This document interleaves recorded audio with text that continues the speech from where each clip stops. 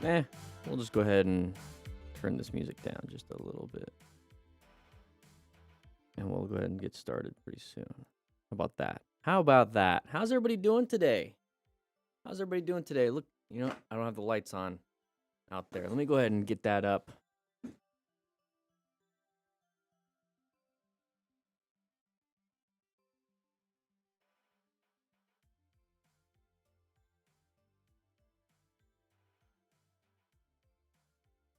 Oh. What is up, everybody? How you doing, Alex, Weasel, everybody? We have the Smart Rider crew. You guys saw the people on there. We got Mary, Kimberly, Kevin, Eli, Missy, Guy. I didn't put people's last names, obviously. Julius, Jonah, Patrick, Carson, Zach, Robert, Galen, and Teus. Hopefully I said that right. John, Andrew, Ian, Rob, Jared, Richard, Kyle, Miroslav, Kiori, Micah, Raphael, Danielle, and Greg.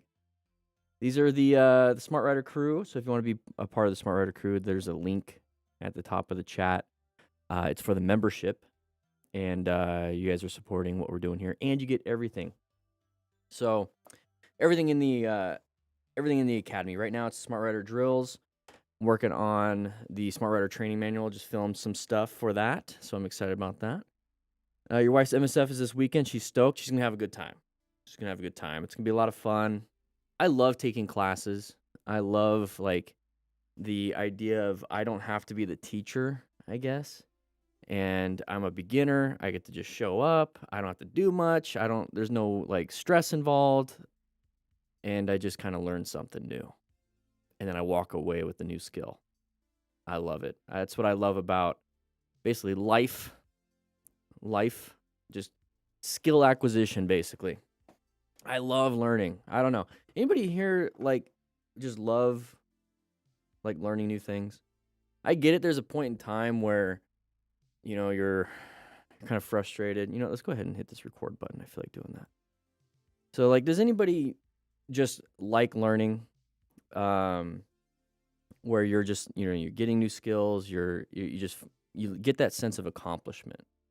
I think that's kind of what it is. And I get it. There's a point in time where it can get too much, where you're just focused on constantly producing and being productive and learn. And then you kind of burn out. That's definitely something that's happened to me. I think I found out in spurts of, I think I'll go like a full month of just like constant go, wake up super early, go to bed early, I guess it's basically discipline, just going straight discipline, and you kind of burn out. And it took me a long time to figure out you have to be disciplined in your rest. How you doing, Moto Gaga? It's good to see you here. I saw some of your submissions this last week. Submissions just closed. I closed it right before the live stream. I gave you guys an extra half day for the Smart Rider games. So week 3 is closed. Week 4 is officially started.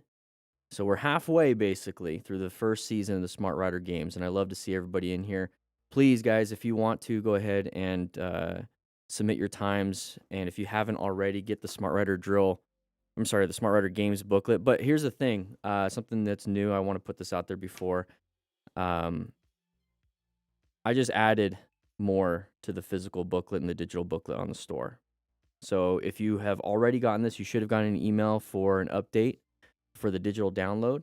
So if you've bought the digital version of this, the physical version of this, and then there's a physical version of this with the cones, you're getting an update with the digital version of the new drills.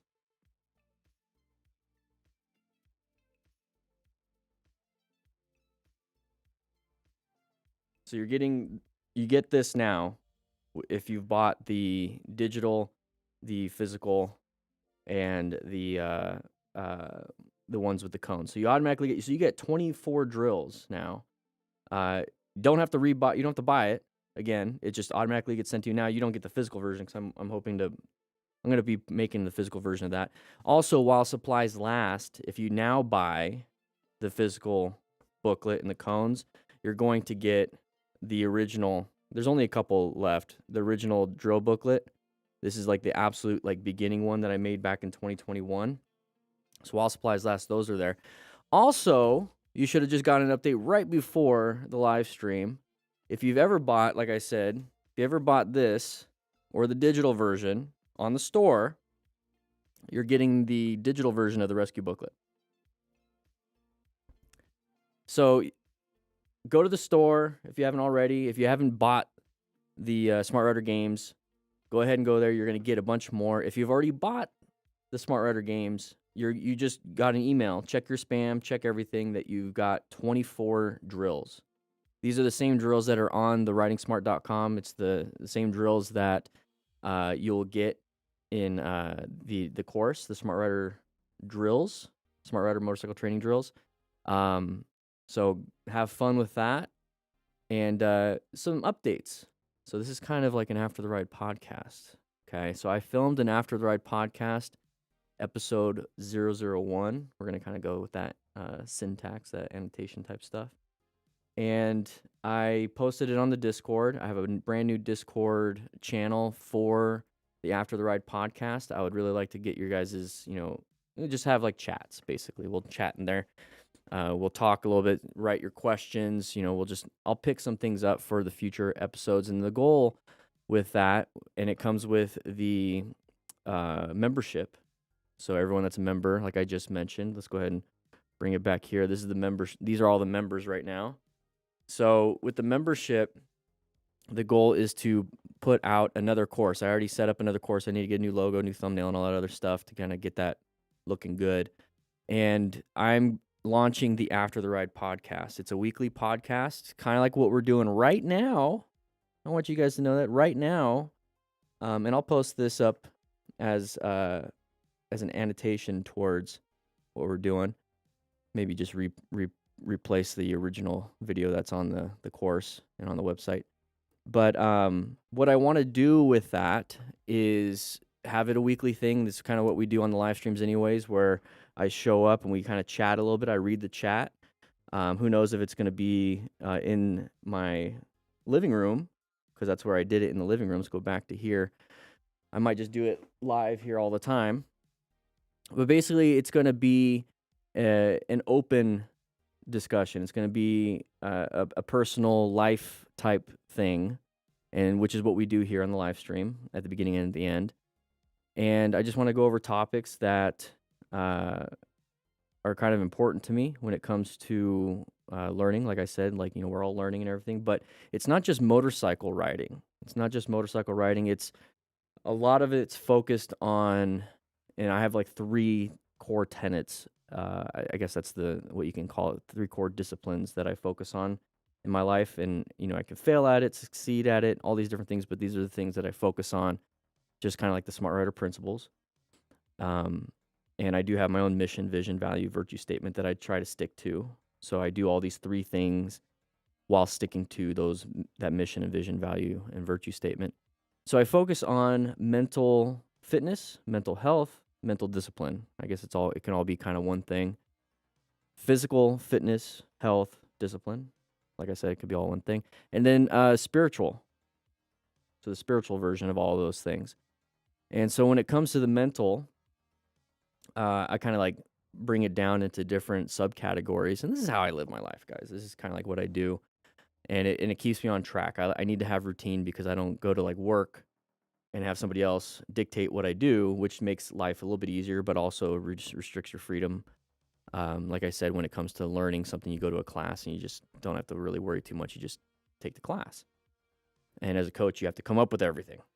And so as an entrepreneur, or as somebody that runs a business, runs the content here and focuses on like what is it you guys need serving you, it's really difficult. So I have to have these subcategories. So the mental health, fitness disciplines, I always try to learn something new. Always, like, it doesn't matter what situation I'm in. Like right now, I filmed this basically last night, learned something. I'd rather do it right now, and just constantly getting better with talking basically about what's going on. And then when it comes to like the actual mental health, of things. Like, when you get into depressive episodes, like emotional regulation, it's always something to work on. So when it comes to motorcycle riding, if you're out riding and you're upset and you're kind of pissed off, you're going to have a bad time. You're going to probably get into road rage. So emotional regulation, we talk about that when it comes to a lot of these riders out there. And then being able to kind of just take care of yourself in that aspect. So understanding rest. So when you burn out, it's not just a physical burnout, there's a mental burnout. Physical stuff, physical fitness, definitely a big part. It does play a role in your mental health. So making sure that you actually are working out, taking care of your body, eating healthy-ish as best you can, staying away from things that will cause issues in all the other aspects. So like constant drinking, smoking, like weed and cannabis and all that other stuff, taking drugs. Those things can really have an effect on your physical health, and then that plays into your mental. And then doing physical challenges.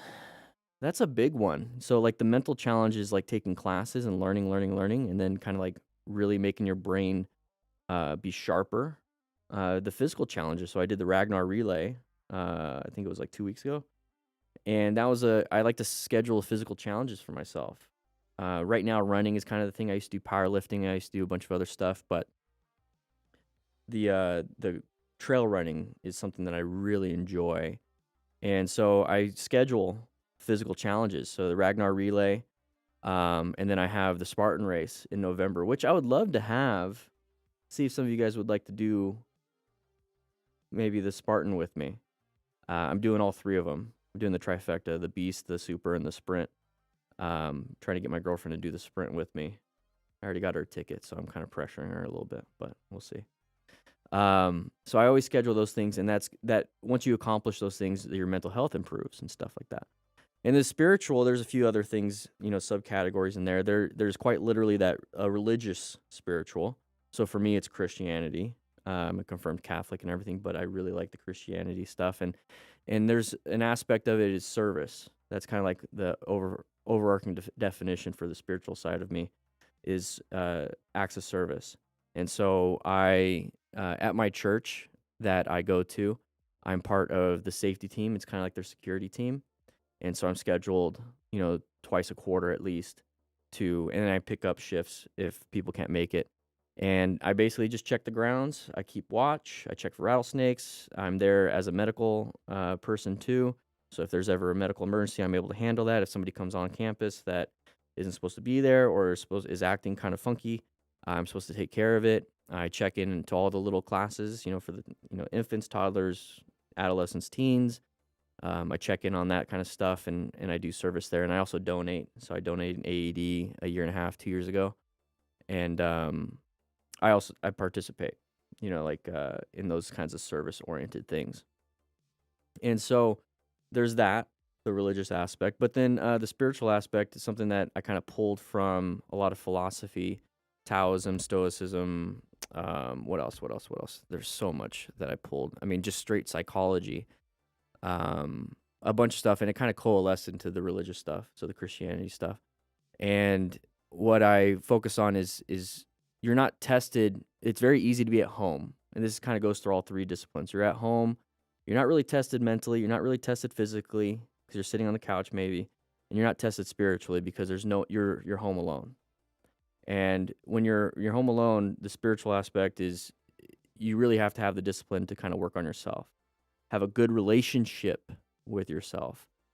And so when you're tested in a spiritual aspect in relationships, now you're tested with what you've learned in all of those aspects, all those disciplines on how you treat others.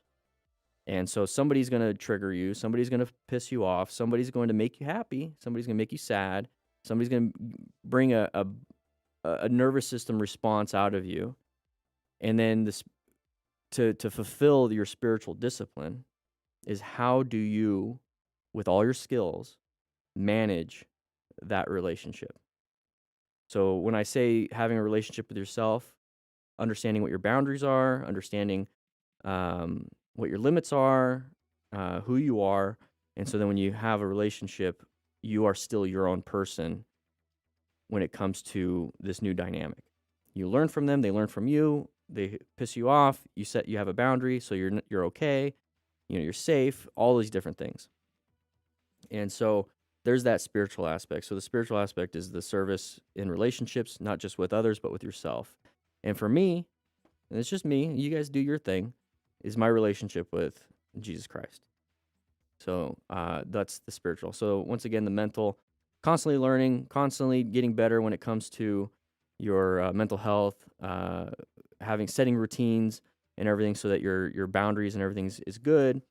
Constantly learning your physical health, physical disciplines, same thing, routines, working out, eating as best as you can, getting to a weight, getting to a health that works for you, which will improve your mental health, which will improve your spiritual health, because now you can actually go on hikes with your friends and you can actually go do stuff with your friends. And then creating challenges for yourself to test yourself and to have this accomplishment and having this confidence that your body and your mind are golden. And also to find out where your failure points are so you can improve on yourself even more. And then the spiritual side is all a test of your mental and physical. And so those are the areas that I focus on. And to kind of relate it all back to motorcycle riding, and I see the chat. I'm watching the chat here and there. And I love that you guys are chatting with each other. I love that. To bring it all back to motorcycling, when it comes to learning how to ride a motorcycle, and that's what I focus on with people, and then also keeping each other safe, once you actually start riding, is you are tested to learn something new. You are tested to learn something new. So if you're a brand new person, you really want to ride a motorcycle, you've never been into it, now you entered this space of motorcycle riding, just like you would enter the space of country swing dancing, just like you would enter the space of how to play pool or billiards, how to swim, how to work out, how to play this new video game, how to do something new, whatever it is. You just now entered the culture. You entered the space. You entered this. You're brand new, bright-eyed, little nervous, don't know what. You hope somebody's there to help you. And if not, you can figure it out on your own, but still that's a huge hurdle to climb. Understanding that everything's a challenge, and my goal is to set a path for people to get started, because these are all things that I do on my own with the mental, physical, spiritual. So remember, acts of service is that spiritual. So I'm really trying to make the physical learning easy, understanding how to do friction zone, throttle control, turning, head and eye movement, road driver behavior, all these different things. I'm really hoping that my curriculum and what I teach is going to make that physical learning easier, which makes, just like I said, if you work out, your mental health will get better. So if you are physically getting better riding, your nervousness goes down, your confidence goes up, you feel like you can accomplish something, and you have small wins here and there, so your confidence keeps going up and up and up and up and up.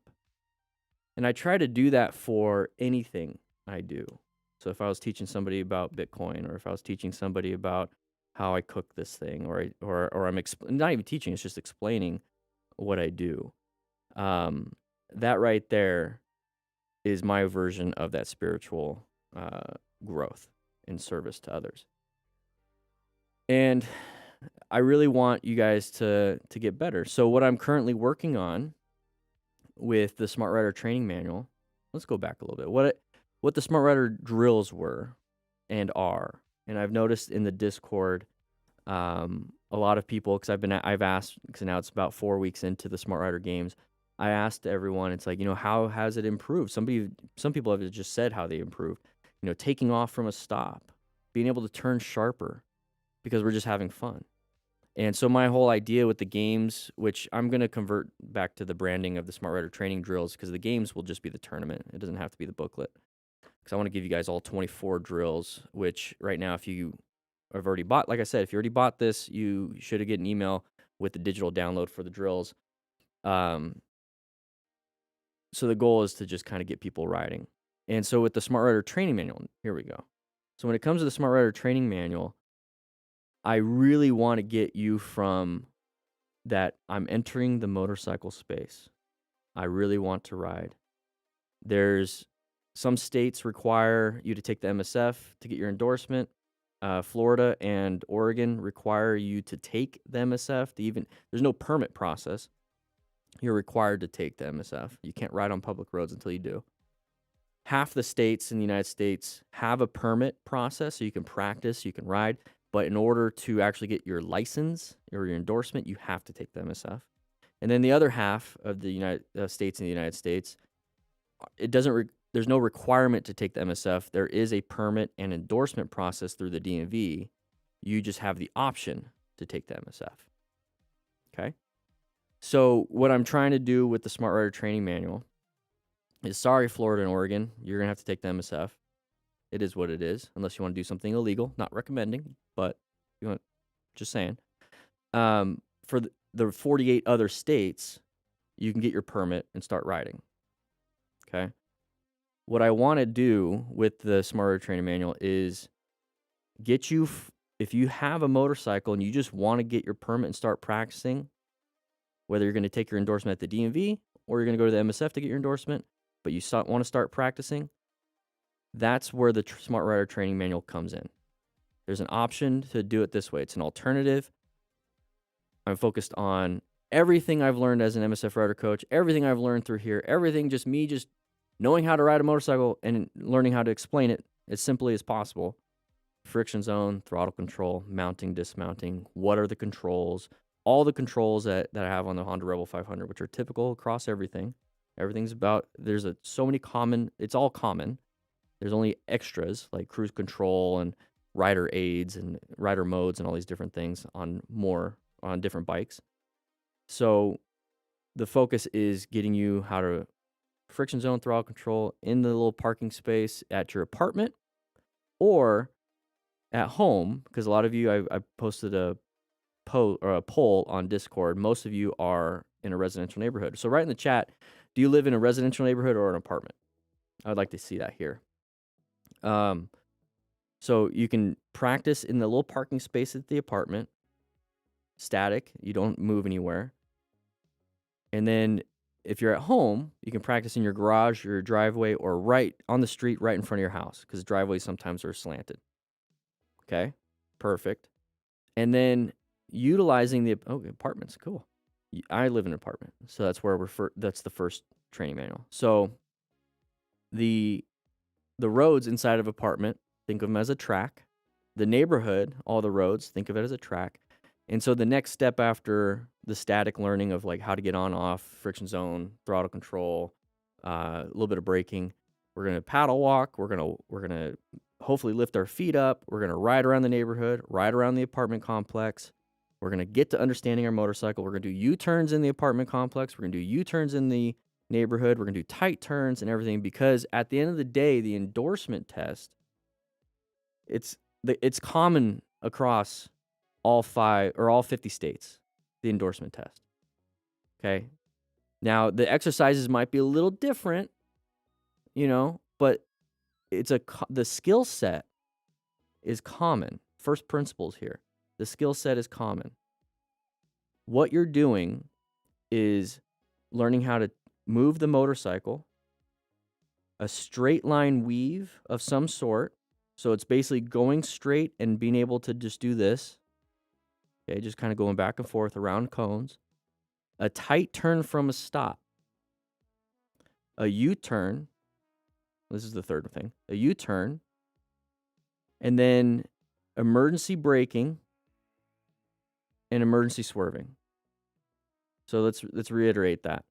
Straight line weave, which the skill set is being able to control the motorcycle in a straight line, but then moving it a little bit. A tight turn from a stop, which is the skill set of starting, so friction zone, throttle control, handlebar turn, head and eyes movement, and turning in a sharp turn, which is good to simulate taking a right-handed turn at an intersection, and it's to simulate exiting a parking space. A U-turn, which is to simulate doing a U-turn at an intersection or turning around inside of a parking area, or being able to just straight up doing a U-turn. It's basically 2 right-handed turns or 2 left-handed turns. Easy. 90-degree turns. It's a 180. Emergency braking, which is to showcase that you can stop. at least at 20 miles per hour. And emergency swerving is obstacle avoidance. They want to see that you can do that. That's it. That's the test. Straight line weave, tight turn, U-turn, emergency braking, emergency swerving. That's it.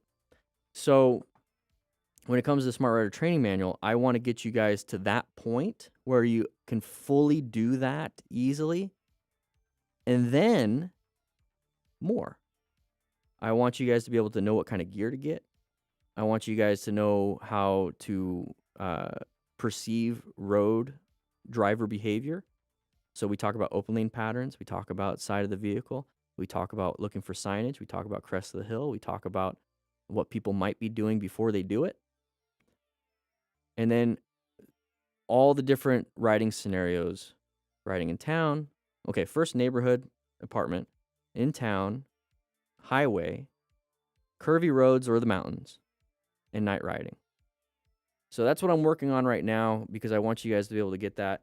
And I'm going to try to guide you through everything. And that's the goal for the Smart Rider Training Manual. And like I said, the After the Ride podcast is going to be what we're kind of doing right now. We're just talking and just kind of getting through some of the life stuff that we talked about a little bit earlier. And that's a part of the membership on Riding Smart. So if you want to become a member right now, there's a founder's discount. It's 50% off. Links at the top.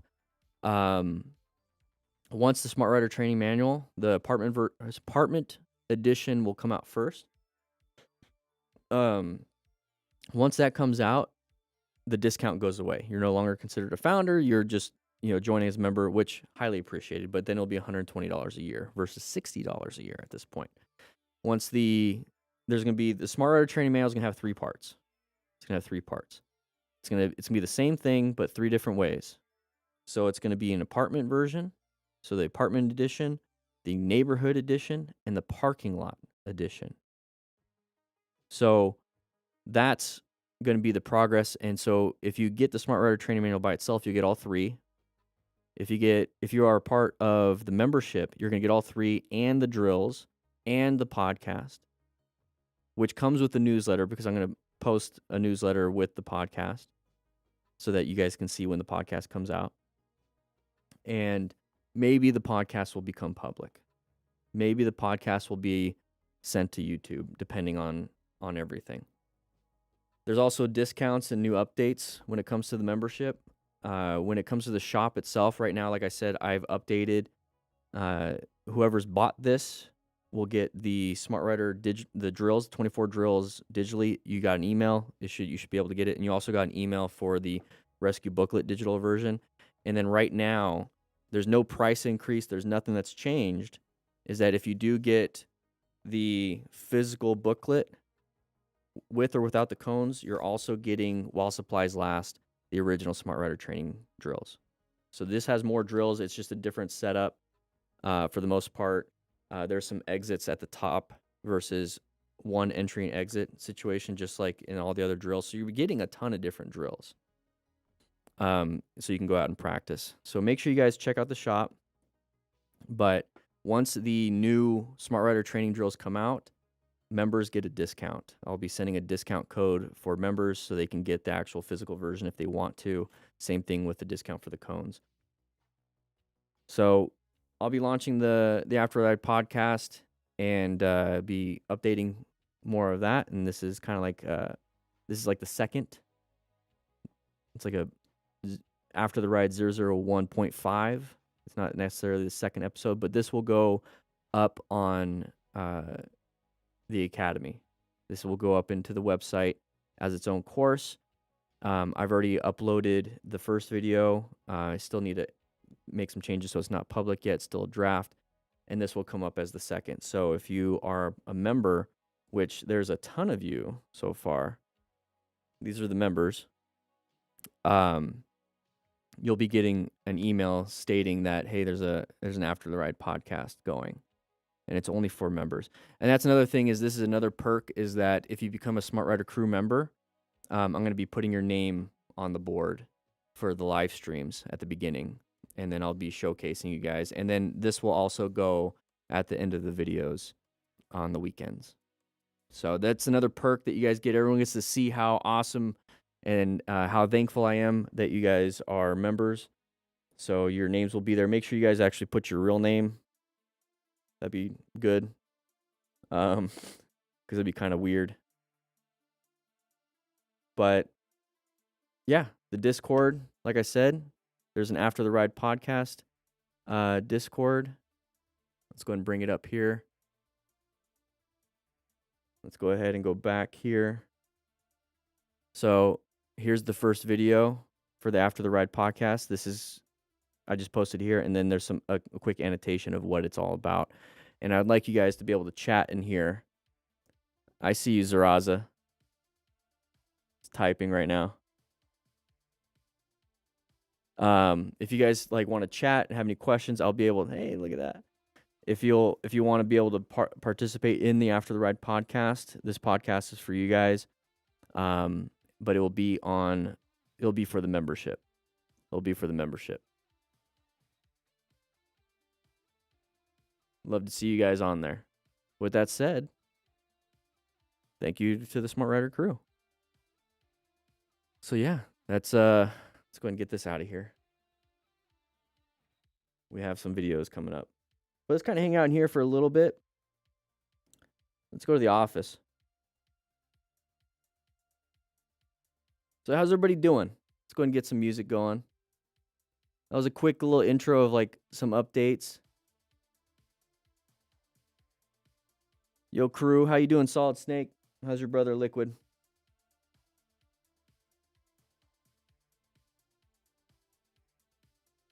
How's your brother, Liquid, here?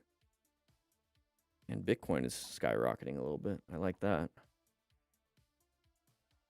I posted 3D model to help lubricate your chain on Dan's Discord and general chat. Check it out if you want. Hey, thanks, Horvath. It's pretty cool. Hey, Dan and Riders. Hey, John, how you doing? Still want to take over the world, yeah. Jeez. But the goal with the podcast is it's going to be weekly, and then hopefully I'll be able to get some guests on there so we can actually have a conversation. It's not just me talking to the camera the whole time. I stalled so many times trying to get used to friction zone. Yeah, me too. I've done it. I mean, I wish I don't have it fully edited, but I did. I filmed in my parking space at the apartment, and I showcase what happens when you stall. You and I both know at this point it's not a big deal. You just kind of pull in the clutch and you start it back up. Have had lots of good weather, so sadly haven't been able to catch streams, so I've been route riding. Hey, that's a good excuse. That's a great excuse. How you doing, Alex? How you doing? We got 60 people in the chat. We only got 28 likes. Let's get some likes going up. Some new things are happening, like I said. I'm excited about it. Because it's all new. Hey, Aaron became a Smart Rider crew member. Hey, Aaron, are you in here? AA Ron. How you doing, AA Ron? How you doing? I'm a new rider, and you're my go-to source for everything I need to not be doing on the road. I love your channel and what you're doing for new riders. Cheers, man. Hey, Aditya. Awesome. I'm glad you're here. So, what I'm doing now is focusing heavily on the Smart Rider crew. And it's not just motorcycles. That's the main thing. Let's say that's 70% of what I'm doing. The other 30% is hoping, and I've already written it out a few times, is maybe having a book club month where we go over a book together. So mini courses, mini challenges, like I just explained, where the mental, physical, and spiritual. Where it's the mental, let's do that. And then we'll have a boot camp on 1 month, and we'll do some physical fitness stuff. Hopefully you're doing it every week, but we'll do a quick little boot camp. And then we'll do some other stuff. The Smart Rider Games is going, and that's for everybody, but I want to do more stuff just for the members, and then maybe add in so that the Discord people can do that too. That'd be great. but the focus is definitely on the Smart Rider crew. So if you guys want to be a part of it, become a founder. Uh, there it is. I'm slowly working on it. Remember, it's just me, but I'm basically just sharing my life. I'm sharing what I currently do, and it sounds. Can I? Can I? It's not. It's not being honest because I'm always honest with you guys. I guess vulnerable. Be a little vulnerable with you guys a little bit right here. It feels egotistical. So I'm just sharing a feeling.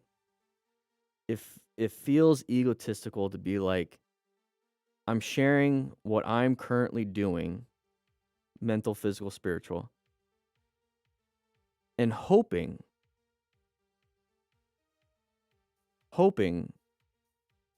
you guys will follow my lead.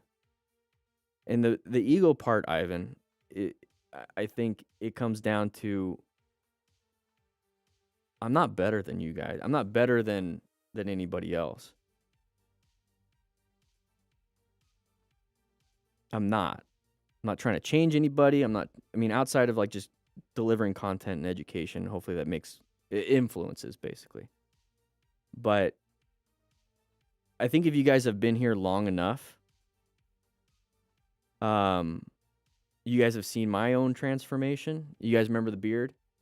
You guys remember how chubby I was? You guys know that I've gone through a pretty difficult chapter in my life in the last 5 years. You guys don't know everything, but being able to pull myself out of it and then be in a very good spot, not to be in a very good spot, like mentally, physically, and spiritually. It's one of those things where it's like, I know, and I've gotten tons of DMs when I would share mental health stuff from guys and even women where they're going through something really tough and they don't see a way out of it. And me being able to pull from my experience and kind of just listen and give like my experience and what I did to pull out of it has helped a lot of them. That's what I'm trying to do. I'm not trying to be like, you guys need to be better. Maybe that's my own thinking. I don't know. So like being able to share what has helped me and then doing fun little boot camps, fun little challenges, mental and physical. Like I said, book club. Like I said, hey, let's do a Spartan race together, or let's see if we can do 10,000 push-ups this month, whatever. Or let's see if we can go to the gym 12 times this month. You know what I mean?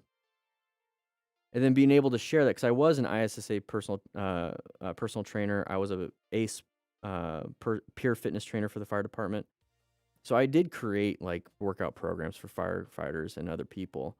And so like I create my own. And so being able to share some of this stuff would be great.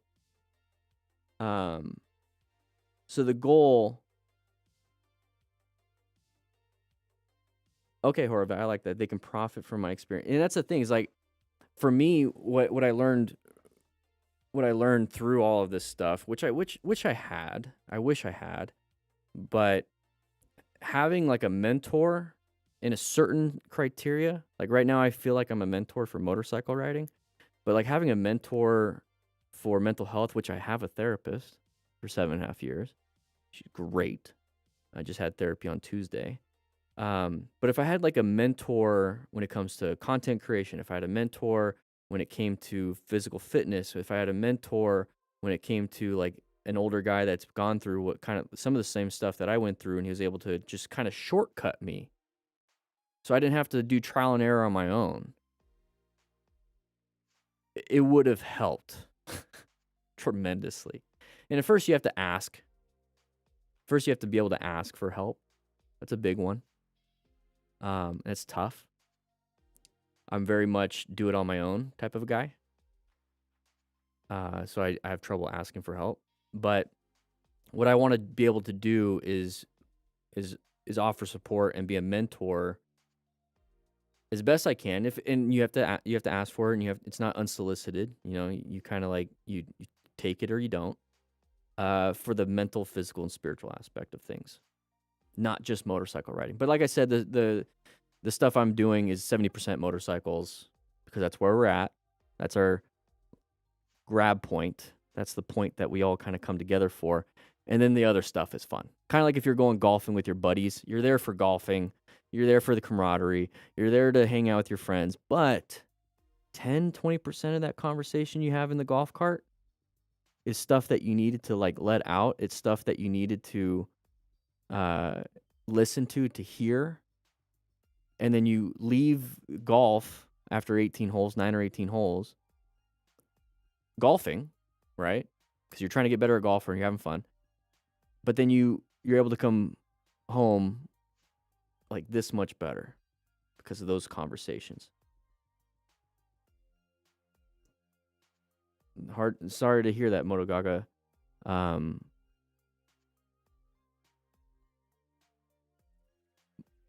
would say the mental health channel would be great to share. And that's one of the big things that I shared or created the Discord for, is the mental health aspect. And I know what that feels like, Horovac. I was on meds for a very long time.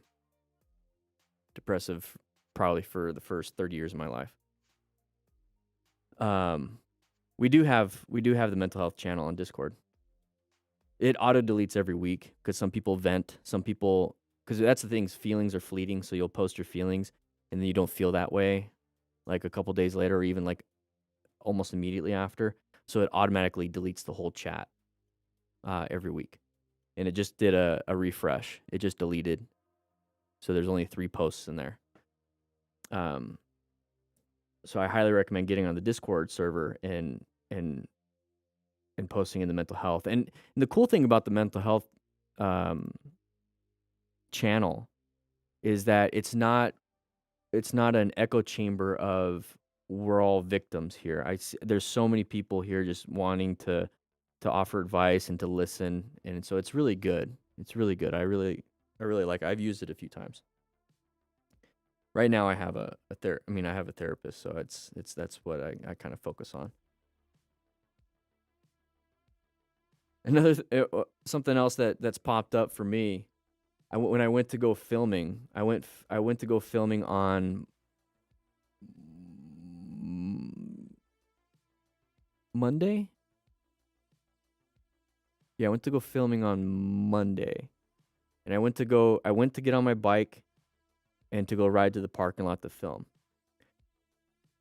I swung my leg over on the Honda Rebel, and I have, if you've seen the Smart Rider drill videos, I have that stick for the 360, but there's like an attachment on the right side where the exhaust is, where it's attached, and it was completely compressed and everything.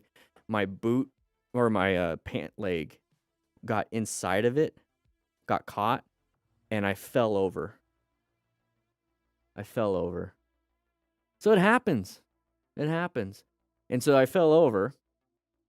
I'm like, this is embarrassing. I just pick up the bike. I kind of get everything here. The bike's fine, everything. So I ride to the parking lot, and it turns out I left all my cameras at home. What a day. That wasn't fun. And I was having a tough week. And then that capped it off. And I just told myself, as soon as I realized I left the cameras at home, I'm like, all right, I'm not filming today. I'm not going to film today. I'm not going to ride. I'm going to go home. I'm going to go for a long walk.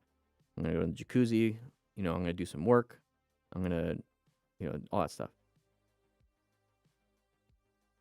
Yeah, lifting the bike. I think that's where everyone else is like, everyone wants to just like get the bike up as quick as possible because it's embarrassing. I had some people see me do it. And then at the top of it, I'm like over here, Mr. Motorcycle Man dropping his bike, did a newbie mistake. And it's because my mind wasn't thinking. Because I knew it was there. I just didn't swing my leg over all the way. Just made a mistake. I wasn't thinking. It happens. But I'm glad it happened in the parking lot versus making a mistake going out riding. And that's why when I finally got to the parking lot and I left my cameras at home, I'm like, my mind's just not here. It's just not here.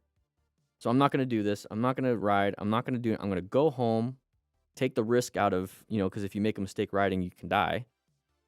go home, and I'm just going to play a little bit of Helldivers 2, and then clean up the apartment, make some food, take care of my dog, go for a long walk in the heat, kind of refresh,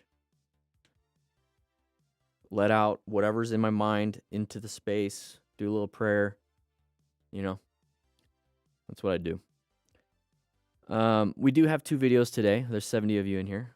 41 likes. Let's get some likes up because there's 70 of you in here. We got 2 videos today. One of them's new. One of them's a little bit older. How old is the old one? September 12th, 2022. Let's see. Did I already do this one? I mean, I've done it in the past probably, but recently. Let's see. I know you guys can't see.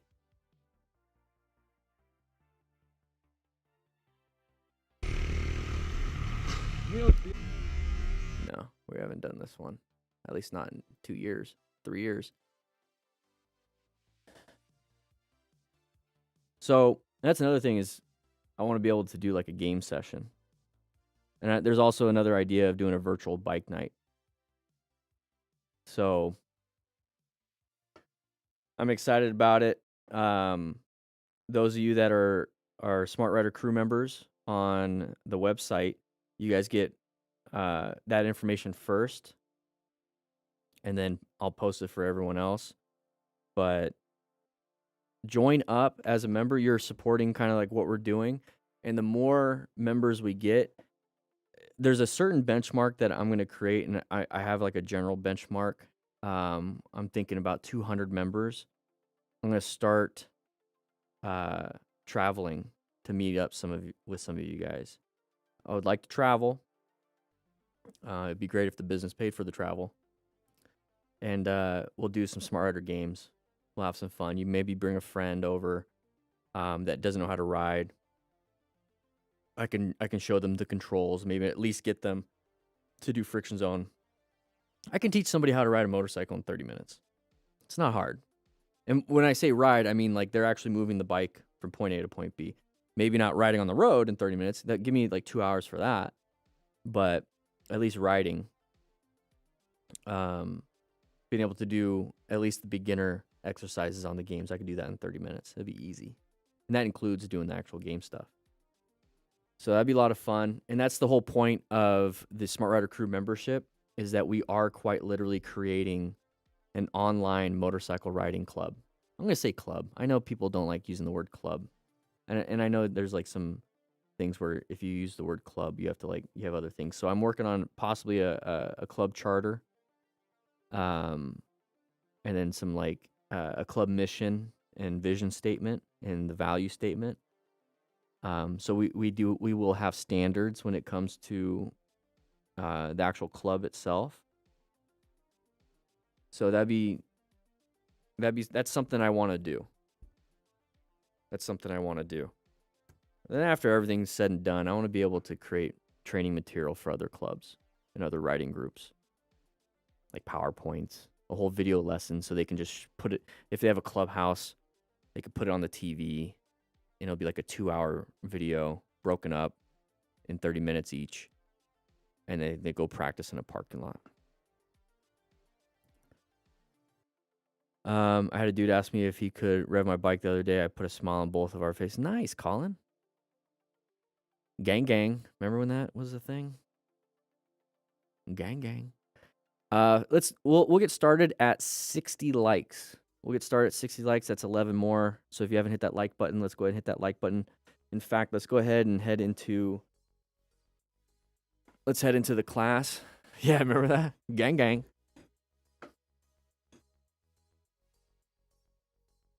Let's head into the class. I'm going to take the elevator.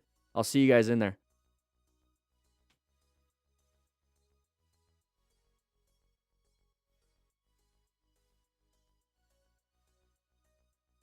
All right. Yeah, we do have pizza today.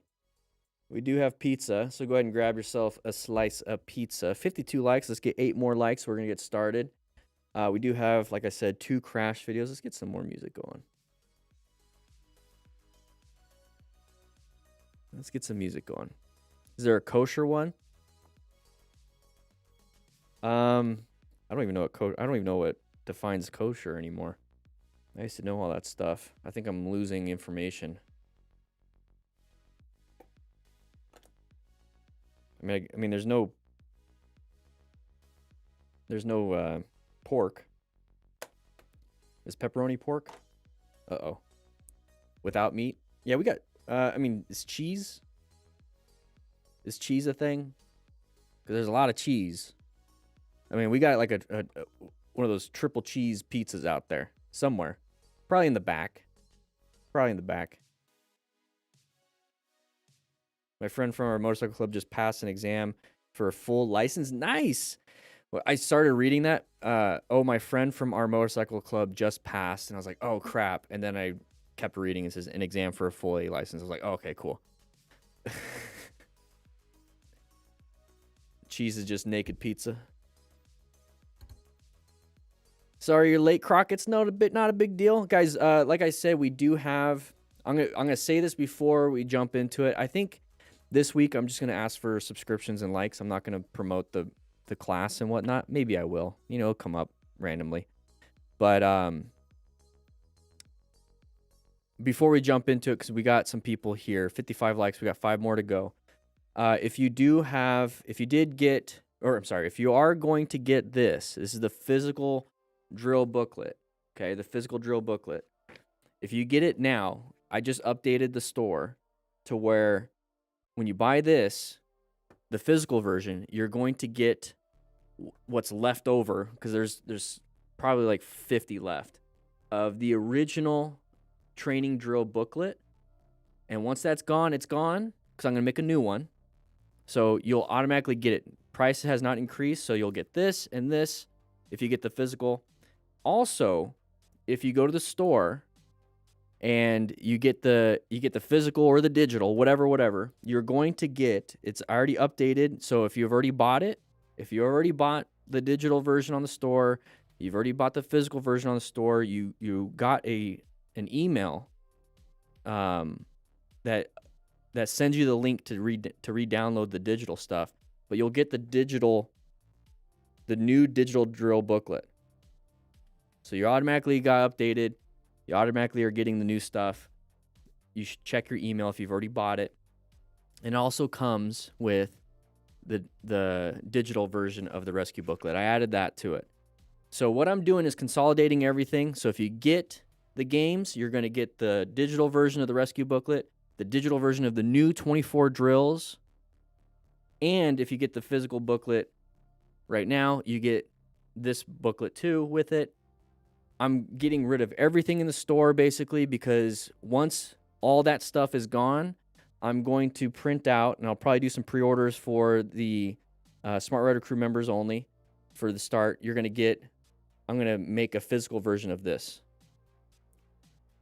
And then once that's done. And then I'm going to finish up the Smart Rider training manual. Like I said, there's 3 versions of it.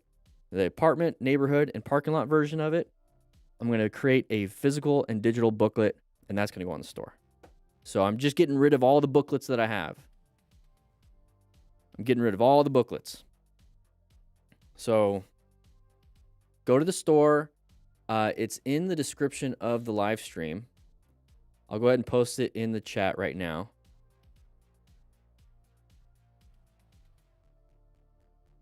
Get the booklets, and you get, like I said, you get the digital version of the rescue booklet too. You get the digital version.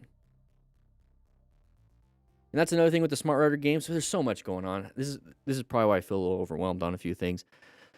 The Smart Rider games, week 3 just ended, week 4 just started.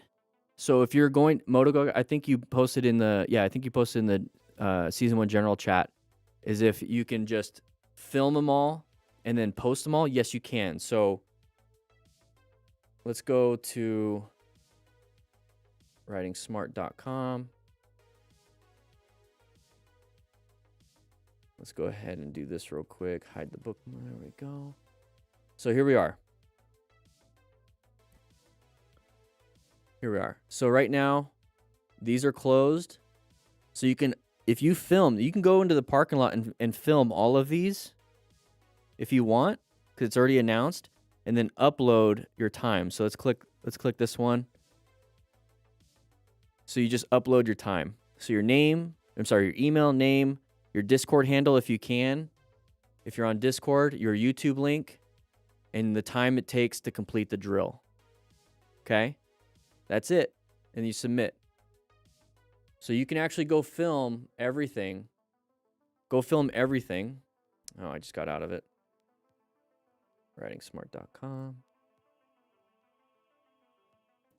So you can film everything and post everything. So you can get it all done this weekend if you really want to and have all 8 weeks done. I do have a leaderboard, and I'm going to have to update the leaderboard because we have week 3 done.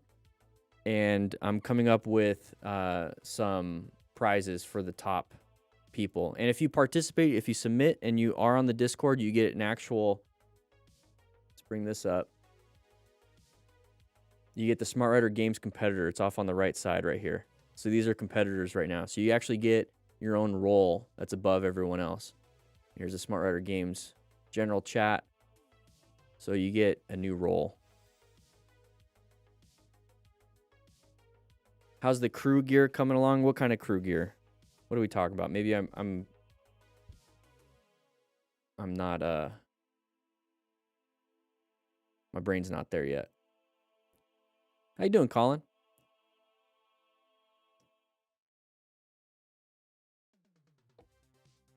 Kind of crew gear. T-shirts, coins. Oh, yeah. I really want to get the Smart Writer training manual done. And the podcast is going, the games are going, the weekly live streams are going. And once that's done, then the swag starts coming out. And that's when I'm able to start giving discounts or having it low cost just for crew members. Right now, I mean, there is the crew challenge coin. I'm probably going to give, you know what? I'm going to make a pretty big discount for the crew challenge coin for Smart Writer crew members. But the crew challenge coin, yeah, I'm going to do that. So this is like the only thing. And then I have the DDA from crew glove holder, but I do want to make t-shirts. I do want to make, decals, all that stuff, stickers. But right now it's kind of like the founding stage of things. Hoodies would be nice, honestly. Right now it's the founding stage of the writingsmart.com. And so like it's not really called the MTC Writer Academy because I don't want it to be an academy. I want it to be a club that just has some education involved and then has all the club aspects to it where we get to do the challenges together and have fun together. So once I get the actual training part done, that's when it's more of like, hey, let's have fun stuff. It's hard. I mean, I guess I could do it all at the same time, but I try to find a balance. Probably should hire somebody to help me out with that. Probably should do that. But I say we, it's just me. I'm working really hard on these things. Definitely want the education out. 60 likes, guys. I think we got to get started. I need a logo for, I kind of like this logo a lot.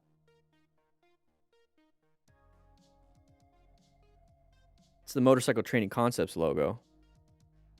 But I think maybe like Smart Writer Crew instead of Motorcycle Training Concepts would be a good one. Who knows?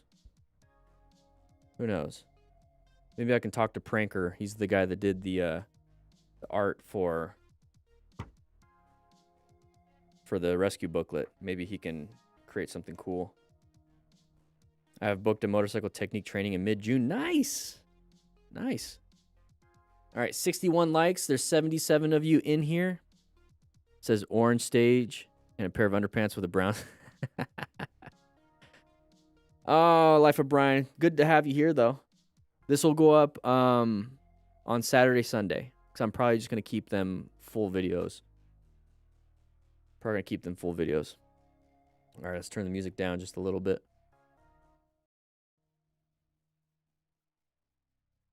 Can you even hear the music?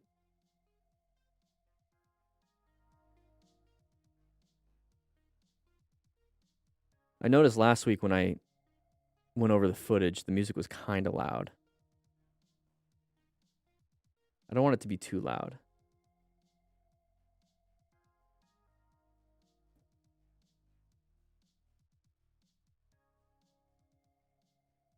I don't want it to be too loud.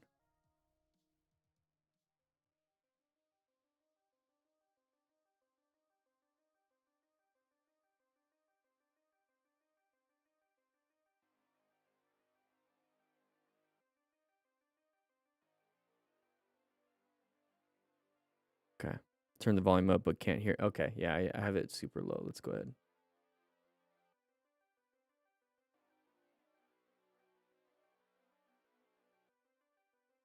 Got some road time in, took some back roads to see my parents about 30 minutes away. That was a ton of fun. We don't need no sneaking music. All right, guys, we're going to get started. Here we go. So I'm going to make sure. Let's see. Let's do this. Let's do this. Perfect. All right, guys, we're going to go ahead and hit that record button. And I also want to start editing the vertical videos so I can post them on the TikToks and the Instagrams again. So I am replacing my sublimation printer this weekend. I'm working on rugby. Yeah, I bought a sublimation printer and a heat press for a friend a while back, and we were supposed to do some shirts. We talked about that, but I'm no longer in a relationship with that whole group, so can't do that. So I might have to just go somewhere local and have it done when it comes to that stuff. It'd be nice to get my own, though. That'd be kind of cool. That'd be kind of cool. All right, 79 of you, 61 likes. Let's get to 100 likes by the end of this video. So 3, 2, 1. Here we go. All right, guys, we're going to be jumping into this Moto Stars video. This is a relatively new one. There's going to be some crashes and close calls. Now, this is an educational channel. I like to have a little fun with it. So that guy's dead. Just kidding.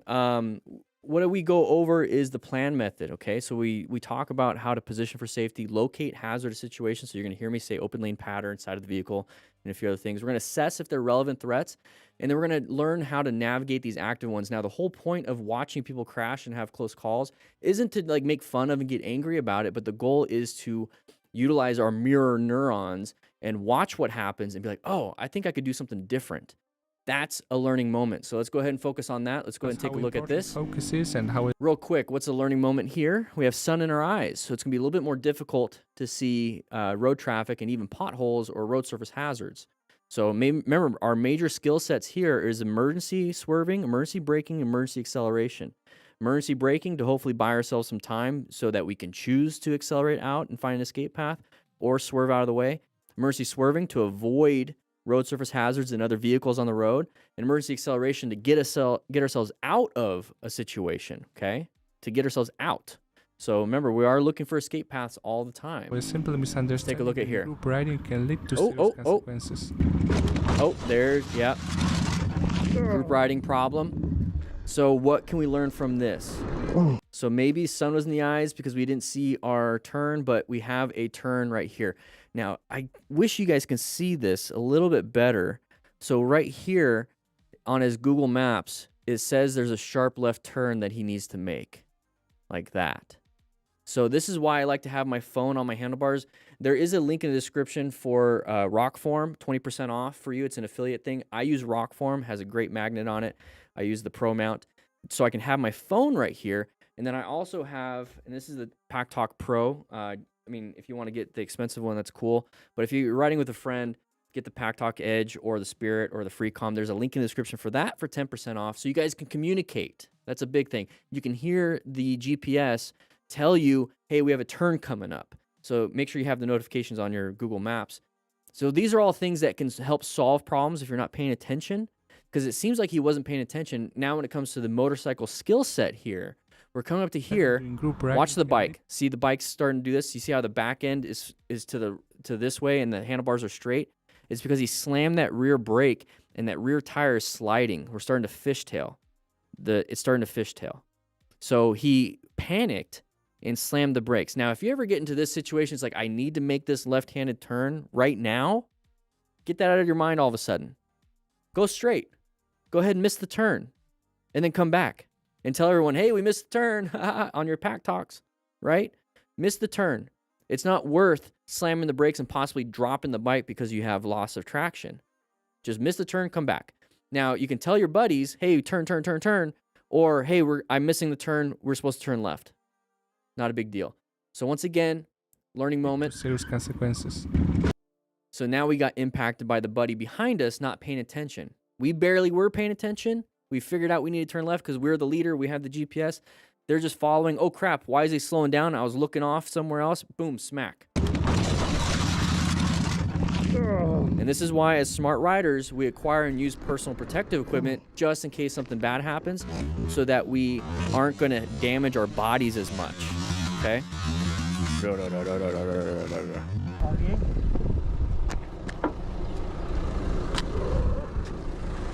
So he's in pain. That's not a fun thing. Yeah. These people are rescuing them. Very good. Very good. Very safe, eh? All right, GPS once again. Okay, looks like it's raining a little bit. Oh, you guys saw that? Did you guys see that on the ground? There it is. Saw the line in the road too late because of the positioning of the street light, went right over it. So the line, so he's riding in the rain, it's nighttime, vision problems. So this is the camera view, right? So you see the water spots on the camera. Imagine your face shield. It's going to have water spots. So it's going to be hard to see. The light's going to be refracting, which is what it's doing here. It's going to make it a little bit harder to see. It's nighttime, so it's even harder. So looking for road surface hazards is going to be a little bit harder to do. So how can you buy yourselves time to see things maybe a little bit sooner? Going a little bit slower. I always recommend going the speed limit. A lot of people like to go a little bit faster, max 5 miles over. And I'm scanning consistently. I'm locating hazardous situations and hazardous things and assessing any relevant threats. So here's the line that he went over right there. You see the line just a little bit right there. So as soon as he got into it, it caught, fell over. So try to avoid these. Try to stay off to the sides as best you can. Now it's a road repair. Sucks. And there's the crash. So this is why we wear gear, just in case. And these are things that car drivers don't have to deal with. As motorcycle riders, we have to be really aware of it. And I was driving my car, or I was driving my van a little while ago, and I was in the middle of left-handed turn on an intersection, and I still was visible to the road, and I found it was like a metal piece, and it obviously had like a nail sticking out, and I went around it. So you still have to scan these things, even in a car, but these are skill sets that I learned as a motorcycle rider. Oh, that bike is destroyed. Yeah. It's probably totaled. Yeah. All right, left turners. Ooh, barely avoided, and we jumped off the bike. What is he wearing? Looks like he's on his way to a Antifa protest. Okay, interesting music choice. I like that. Anyways, coming up to here. So we see a left-hander. So intersections and corners are where most motorcycle riders crash. Now, this might be an e-bike. I don't know. But either way, it's a motorized two-wheeled vehicle. And we're on the road. So watching out for left turners is super important. So whenever I come up to an intersection, it's going to be that orange stage situation. If you don't know what we're talking about, orange stage right here. It's a concerning situation. So I'm covering the brakes. I'm rolling off the throttle just a little bit, dropping my miles per hour just a little bit. And when you do that, when you roll off the throttle, weight transfers to the front tire, so you have more traction on the front tire. So then if I do need to apply the brakes, I already have more traction. So right here, he's applying both brakes, okay? It looks like it's an e-bike. So he's applying both brakes, and that's going to slow him down. It's going to buy him some time, so hopefully the vehicle makes it through. And he did that, but then he lost traction on that rear brake. So that's why the back end slid out. So he slammed a lot of it. So when we talk about progressive braking, it's very important that you don't give it too much too quick. You give it enough and then more and more and more and more and more when the tires actually grab traction. But the rear tire tends to slide out because like I said, most of the weight goes to the front tire when you're applying deceleration. So that rear tire basically lifts, I'm exaggerating, but the rear tire basically lifts up just a little bit. And you get more braking power on that front. So you really want to focus on your right hand. And he fell off the bike. And there's I don't know if that's his head because he did that, but this is why we wear helmets. All right, we're riding through here, going pretty fast once again. GPS is going to tell you where the road curves are happening. In this case, excessive speed was the main reason. Excessive speed, yeah. 130, 140 kilometers an hour, probably. The way he did. Ooh, he started going wide on that turn. So when you go super fast, the bike wants to go straight. And then when we have turns in the road, guess what? If the bike wants to go straight and there's a turn in the road, you're going to go off. So you really have to learn how to maneuver the bike and steer the bike and use your vision to get yourself through things. And then this one's probably going to go wide. Yep, there it is. Thankfully, he was able to apply the brakes and that vehicle did not hit him. But when I talk about looking for signage, the chevrons indicate that it's a sharp turn. The way he did.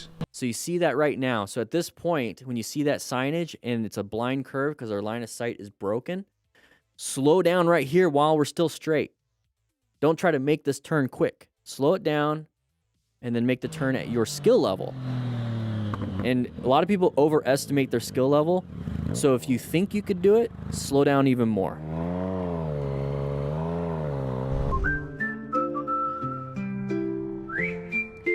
Okay. Well, if we're not speeding, going in and out of your lane is not a big deal. Oh my God! If you have time to say, oh my gosh, the day after buying my practically brand new CBR 1K, I went on a quick ride to start feeling the bike out. Okay. Well, we shouldn't be speeding too much. Oh, that looks painful. The bike is done. He's not happy. Oh. So the cop must have caught that. That's interesting. Let's go back just a little bit. So it's okay to go in and out of your lane like that. I like to do that every now and then, not in an area like this, but like on a road that has less traffic. And that's me practicing my straight line weave at a higher speed. I like to do that. We're coming up to here. There's that side of the vehicle popping out. So when we talk about the plan method, we're in a position right now for safety. It's starting to become an issue because we located a hazardous situation. Is it a relevant threat? It's in our lane. So we have to navigate this. How do we navigate it? Those three things that I talked about. Emergency braking, emergency swerving, or emergency acceleration. At this point, let's do some braking. Let's buy ourselves some time to see what they're going to do. Are they going to be in our lane or this lane? I don't know. Let's buy ourselves some time with some braking. And then when we get closer, we can make a choice on either stopping, which is going to be kind of hard at higher speed, or swerve and accelerate.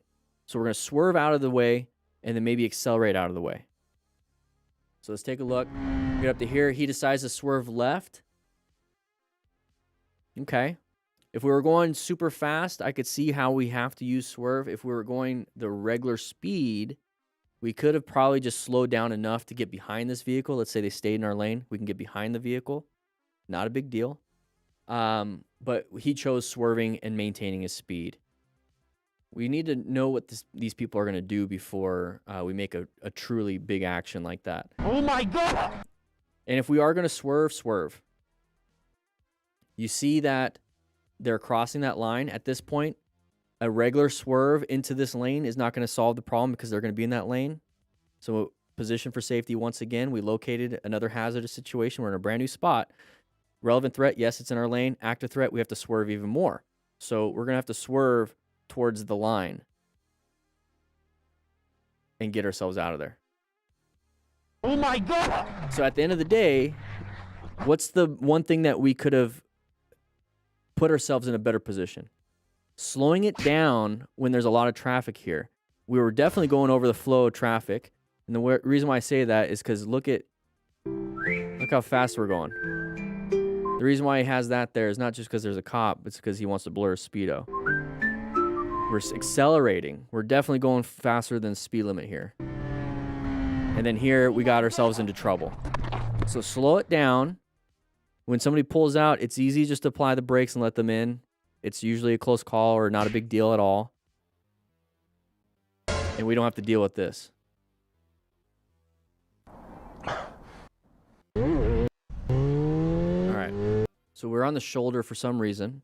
Nice head check. I love that. Accelerate a little too fast. If you have a really powerful bike, especially a sport bike, that can happen. So practice not accelerating that fast. Okay. Oh, he's leaking. He's leaking. His phone fell off his RAM mount. Get yourself a rock form. It locks right in. Link in description for that. Bumps in the road nearly caused a major problem. Okay. This rider, Sharp left but he turn because kept the his cool and signage. somehow managed to save it. So the expansion joints on these bridges, watch out for those bumps, especially on these turns. So it's really good to go slower on the bridge, and then once it's straight up, then accelerate to merge. Yeah, road surface hazards, a big problem. Yeah, the expansion joints. Yep. Slow it down. Roll off the throttle. Good job rolling off the throttle. Hopefully it keeps it up. Roll off the throttle. Keep turning, keep turning, keep turning. Keep turning, keep turning. Got very lucky. So he was about to crash into the guardrail. Right here. Last second. So if there was more guardrail, he would have crashed into the guardrail. So roll off the throttle, keep looking at the lane that you're supposed to be in, and then turn into it. But roll off the throttle. Because speeding up, like I said, will push you to the outside. If you roll off the throttle, it's going to bring you closer to the inside. All right, having some fun in a parking lot. Guys, once again, this is a great parking lot for the Smart Rider Games. Grab a booklet. He's having fun in there. That's fine. He's not hitting anybody. He's just hurting some asphalt. Good job lifting your bike. If you get the Smart Rider Games booklet, you get the actual Smart Rider training drills booklet with it, and you get the updated digital version of 24 drills in a parking lot. So we're on a track here. This is where you practice your high-speed maneuvers. That guy... So this guy went a little wide, the one way up there, and went back on the track, and then we collided with him. Unfortunate, definitely a mistake for everybody. This is why we do it at a track, though. Okay, once again, nighttime riding, look at the hazards. We can't see past the headlight. And so when I say don't ride faster than your headlight, a lot of people are like, well, you can't ride faster than the speed of light. Well, it's like, no, what I'm talking about is that this is your visibility. All of this. This is all you can see. You don't know what's over here. Okay? So feet per second speed. So if you're going fast and your reaction time is, say, it typically is a second and a half to perceive and react. So it's about 2.5, 3 seconds to finally make an action of like braking or swerving or everything. If you can get to this line in a second, well, that means you're going to react way up here when the hazard's already hit you. So either adjust your headlights or ride with high beams so you can see further. So don't ride faster than you can react within your visibility. Here is another situation where speed was the main cause of the fall. Fortunately, it only resulted in a minor damage to the bike. Okay, good job slowing it down right here, but ooh, I wonder if there's oil on the road. I wonder if there's oil on the road or something, because that was interesting, because he was going okay. His speed wasn't crazy. He was actually slowing down right here. Yeah, looks like there's some discoloration there. Damn, that sucks. Hard to see that at night. Once again, gotta wear gear just in case. That's the whole point of this. We're trying to find everything, but just in case. Damn, that sucks.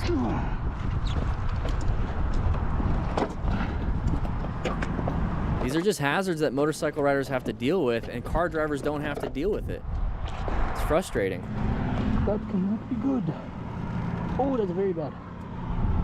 Yeah. Oh, that's so bad. And it sucks because his wallpaper is his bike, and his bike is destroyed now. Almost got deleted by a semi that blows a very red light. Okay, so it's red light for us. Okay, let's see how very red it is. So is he gonna just gun it once it turns green? Because then it's not very red. It's just a red. Okay. Okay. So it's red for us. I can't see the.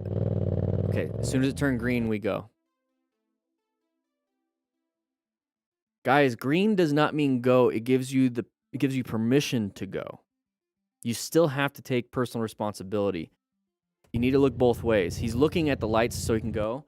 And look at where my head is. You see that vehicle? It's blocking your line of sight. So creep up to see what's around that before you head into the intersection. He didn't even look. Now he looks. look while you're going or look before you go. The semi probably couldn't stop in time.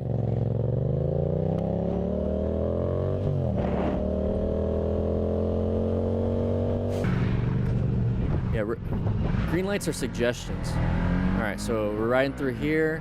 We're gonna accelerate super fast. Watch out for any traffic pulling out like that. So parking lots, just like intersections, I mean, parking lots have tons of intersections. That's basically what they are. It's just a big lot of intersections. People coming in and out, not a big deal. But that gives you that practice of watching out for the side of the vehicle. It's hard to see that here because of the trees. I don't know why they have trees there. It's a terrible spot. It's blocking everybody's view. I think this complex needs to get rid of those trees. Put them further out. Because right here, you can't see the poking of the side of the vehicle. But good job right there, though. Good job right there with the progressive braking. He perceived it, reacted really quickly with the braking, and was able to stop in time. It didn't dump the bike, didn't lose traction. So really good with that front brake squeeze. So that was good. Finally we got some good people doing some stuff. All right, we're out on a track. Once again, this is where you practice your high. Oh, he did a little low side. Trying to avoid our buddy. Good job braking, but a little too much. And we went up and over. So it's going to be high impact for the both of us. Not a good thing. And we do need a thumbnail. So we're just going to go ahead and do that real quick.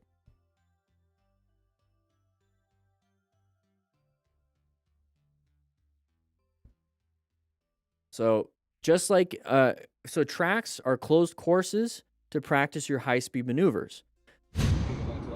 With the games, it's a closed court. You do it in a parking lot or in an area that's like a dead end in a neighborhood. It's a closed course to practice your slow-speed maneuvers. Slow speed versus high speed. That's it. You're going to get better on your bike no matter what. Example of how unnecessary and pointless road aggression really is. Okay, so we talked before the stream about mental health, emotional regulation. If you're pissed off and you're riding, any inconvenience is going to take you to another level. If you're riding in a good mindset, it's like, whatever, my life's good. This person's having a tough time. Maybe they have to go real quick to get home or go to this first place because they have to take a dump really bad. I don't know. I like to make up fun things like that. It's like you must have had to take a poop.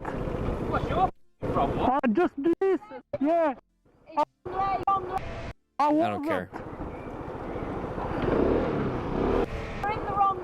Ooh, driver emerged from freeway speed into traffic while I attempted to lane split. Okay, lane splitting has its inherent hazards, guys. You're going to run into issues like this. Okay, so let's take a look and see what happens. Good job braking. Good job braking.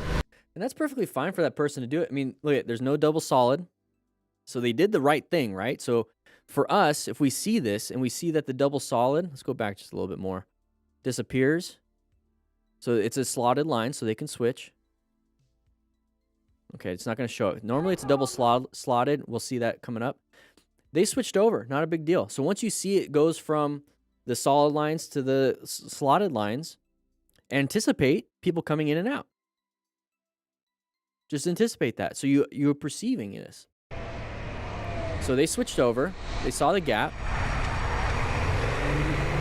And now it's the double. It's the solid lines. This is when people aren't supposed to switch in and out. Now they still do, but truly anticipate it when it's the legal thing to do. Okay, so good job with the progressive braking though. Very good job with the progressive braking.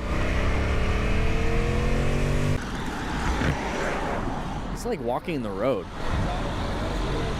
That was interesting. Oh, that's me trying to get on a tall bike. Oh no!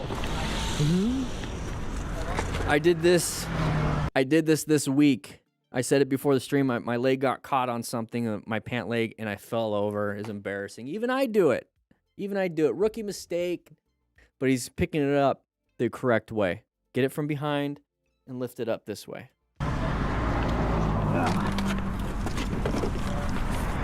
I wonder if his leg got caught on something like me. I was riding at the bottom of a trooper's lane in Carrick.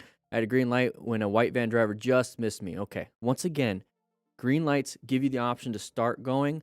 Look both ways. Don't just rush into it. Let's see what happens. Okay, just turned green for us. Look both ways. Look both ways. We're not even looking. You gotta look. You gotta look. I don't trust people. I don't trust people. Okay, you gotta look. Please, this is what I'm saying. We're learning from other people. We're learning. Got very lucky on that. And it wasn't even that close. All right, position for safety. This is a great example here, okay? I don't like being right behind the vehicle. Okay, be off to the side. Now this side, I'm gonna mention it because this is a position for safety. Or this side. Okay, so now I have a choice. This is an automatic no for me. Automatic no. I'm not gonna be behind him because my line of sight is broken. I can't see what's ahead of this vehicle unless I look through their little front, like they're back in the front windshield. Okay, I can't see. What's this? I can't see. So I'm not going to be behind him. Now, I have two options now, off to the left or off to the right. Now, off to the left, yes, I can see, right? I can see ahead, and it's also an escape, but the escape is really difficult, and it's going to be hard with this median. So, out of these two options, left or right, I'm going to pick the right. I'm going to get rid of this one. I do process of elimination over this. You can try going over. Yeah, you could do that. This one, same thing. I can see past. This is also an escape because I can lane split in case this person slams the brakes and I can't stop in time. I can lane split. And also, if there is a gap to the right, I can swerve into the right lane. So it gives me two escape options. I have good line of sight ahead of that person. And if my space cushion has to be this small with this person, if I'm off to the side, technically with that escape path, my space cushion is the whole middle of everything, and I'm off in space. So technically, I have a good space cushion, great line of sight, and I have two escape paths. And when I say line of sight, what I'm trying to do is if the person in front of this person slams the brakes, or applies brakes, guess what this person's going to do? They're going to apply the brakes, probably about a second or two later. So if I see the person in front of this person right here apply the brakes, that gives me 2 to 3 to 4 seconds. 2 to 3 to 4 seconds to react and respond before this person does. So I'm responding to the person in front versus the person right in front of me. That gives me more time. That's why line of sight is so huge. See, he switched over. That's very good, but I'd switch over more. And if I can't, what I'm doing is rolling off the throttle to increase my space cushion. Okay, letting them go at the flow of traffic. Let's say they're going 30, I'm going 30, we stay here. If they're going 30 and I'm going 25, they technically start taking off because I'm slowing down. And now my space cushion's better. I do this when driving too. So this is what I'm talking about. This is the line of sight. You see? This is the line of sight you get when you're off to the side. That's why I don't want to be behind. I'm off to the side. I can see ahead. Here's my escape right here just in case something happens. And I can also escape to the right if I need to.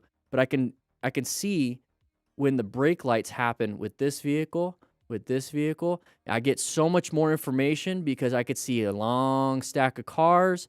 I know that we're probably going to come to a stop. So maybe I'm not going to accelerate super fast. Maybe I'm going to maintain. Maybe I'm going to keep myself in a position for safety. Okay.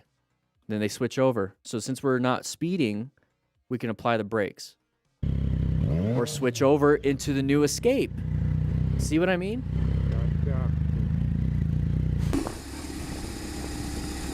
All right, here we go. Riding through a neighborhood. It's a great learning environment because you see how there's not a lot of traffic, but you still have some. Random person comes out, swerve, good, swerve, found the escape. Imagine if he was going super fast. It even shows the kilometers per hour. So he's going 29 kilometers per hour at the moment he has to make a decision. I forgot the card that one of you guys sent me, and it did the conversion for me. Damn it, I left it at home. That's probably, 15 miles an hour, roughly 15 miles per hour.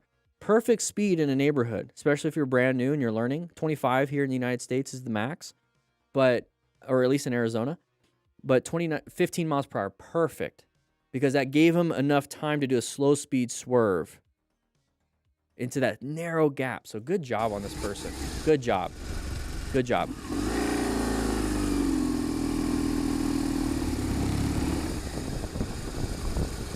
Everyone's all over the place. All right, having some fun on some dirt roads. When in doubt, throttle out, especially in these little areas right here where there's little divots. Let's see what happens. He probably got caught. There it is. Yep. When in doubt, throttle out. That isn't off. Yeah. So if he's talking to his buddies on his cardo, he can tell them, hey, I just dumped the bike. He's probably talking. Off. I saw that coming too. Yeah. I want to go back a little bit. I want to see if he's going a little bit over flow of traffic because it sounds like he's going fast, but let's see. That was a big off. I saw that white car. too. Let's see how fast he passes that white car. Okay, so he's going way faster than the flow of traffic. That's when you know that you're going too fast because most car drivers are going with the speed limit or at least the flow of traffic. Sometimes the speed limit is actually dangerous if the flow of traffic is going faster than the speed limit. If you're going the speed limit and everyone's going faster than you, there's a good chance that you can get hit. So flow of traffic is kind of like what I do when it comes to what speed I'm doing. If he's passing people way faster than the flow of traffic, he's going way too fast. Now, that's also dangerous. Somebody merged into his lane. See, that's the thing is that if you're going too fast, they assume everyone's going the flow of traffic. They didn't see you, or at least they did. Maybe they did see you way back there, but then all of a sudden you won't. Now you're super close. They made a decision thinking that you were just going to stay back there at the flow when they switched lanes. They didn't anticipate you to come up super quick.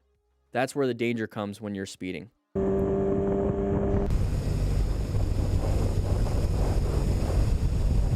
Perfect speed for this mountain, having a good time. I love this. You guys are talking on your cardos, enjoying. Okay, we're slowing down. Maintain space cushion. See how we weren't going fast? We saw a horse, a wild animal, very unpredictable, and was able to get around it. This is my kind of riding. I'm gonna watch it one more time. This is my kind of riding right here.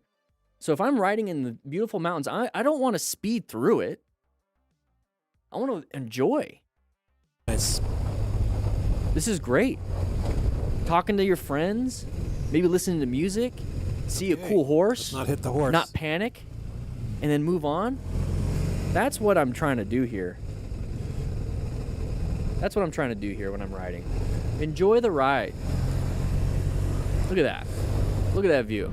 All right. 72 miles. Ooh, that's what I'm talking about, flow of traffic. Imagine if we saw this person way back there. We're looking in our mirrors. I'm going to switch lanes. And then they go boom right there. That's what happens. Oh, so yeah, we were going 72. How fast do you think he's going? Write it in the comments. How fast do you think he's going?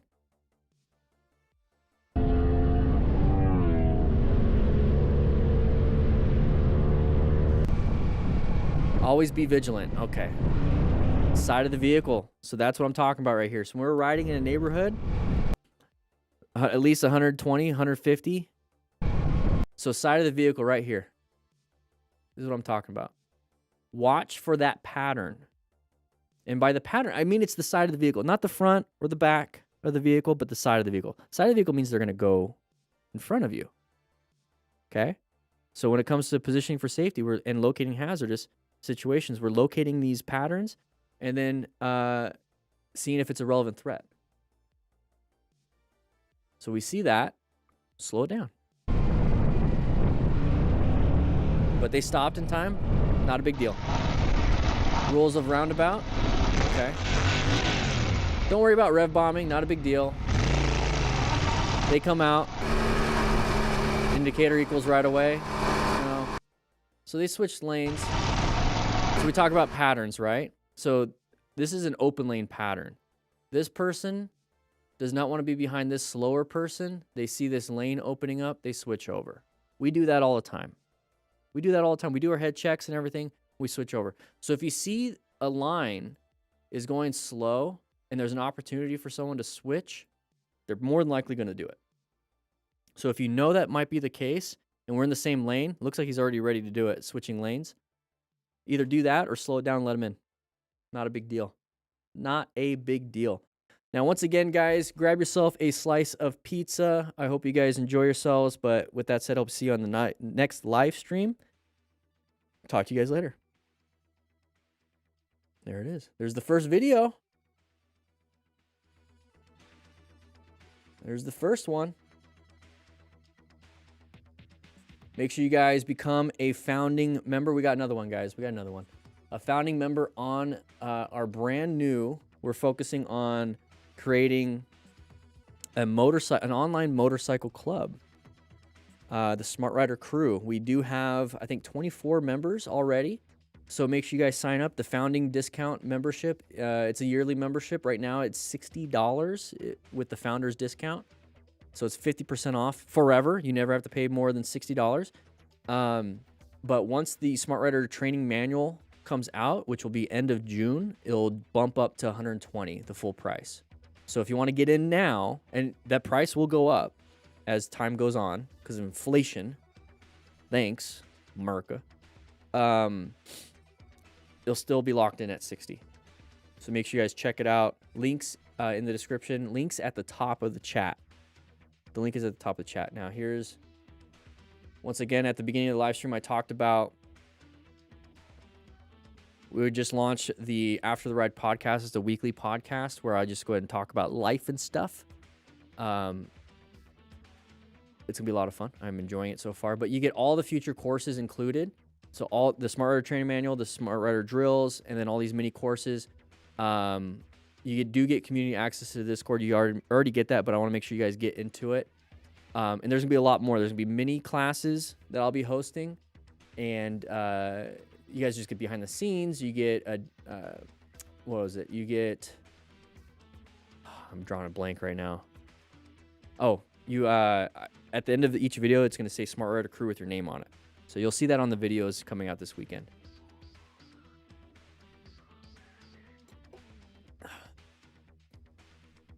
All right, so we got that video. We got another one. We got another one.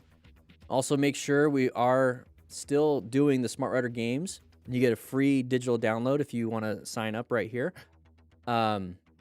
Week 3 just ended.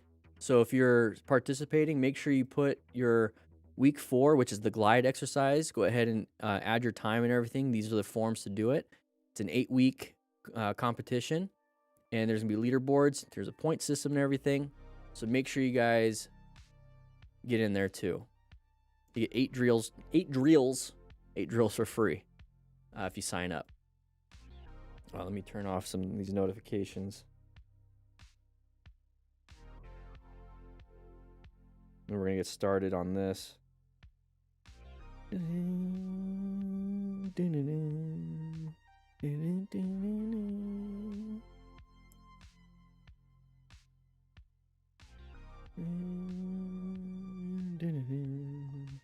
Yes, we got the drills. All the drills. 2 cans of Monsters deep today and still ready to nap. What the devil? You didn't get good sleep then. It happens to me every now and then. I really have to like work my body really hard with a good workout to get a good night's sleep. Anybody want to do a fitness challenge for June? Let's see. If we do 100 push-ups a day for 30 days. Is it a 30-day month? Yeah, 30 days. 3,000 push-ups in June. Anybody want to do that? 3,000 push-ups. Fitness food in my mouth. Easy? All right. It is kind of. 3,000 push-ups. Let's do this. I kind of want to come up with one. Let's come up with one together. 3,000 push-ups. 300,000 steps. What's 25 pull-ups a day?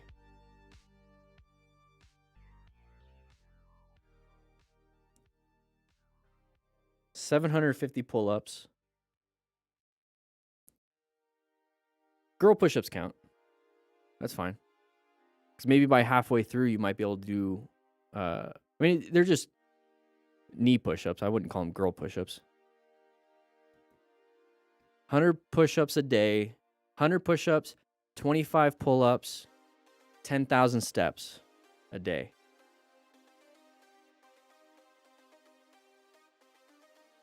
What do you guys think for June? What do you guys think? It's not a competition. It's more of a, did you do it today?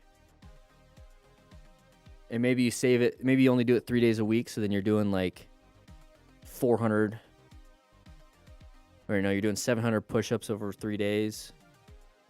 Type of a thing.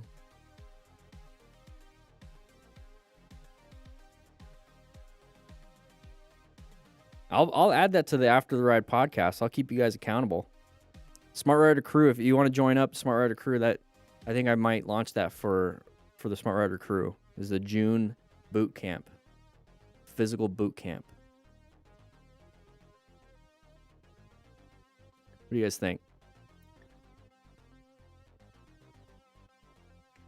Join the crew, and I'll keep you guys accountable every week with the podcast. All right, guys, we're going to jump into this one. We have 100 of you in class right now. Let's get to 100 likes. 10 more likes, and we'll get started on this. You just buy a pull-up bar for a doorway. You can break them up. 10 sets of 10. Right now, I could probably do 50 in a row, relatively easy. 50 push-ups. So I would like to try to do, I'll probably break it up into 3 sets. So a 40 push-up and a 30-30. 40, 30, 30, and then I'll do whatever, the 25 divided by 3. I mean, I could do 5 sets of 5. Easy. My max pull-ups I've done was 29, I think. Dead hang. So all the way down, all the way up. Chin above the bar. I really want to get to the point where I'm just doing constant chest to bar. What do you guys think? Join up. Join as a Smart Rider Crew member. We're going to have a lot of these fun challenges, guys. A lot of these fun challenges. Yeah, my max was 1 pull-up with 110 pounds attached to me. I really like doing like 5 sets of 5 with a 25-pound weight attached to me. That feels good.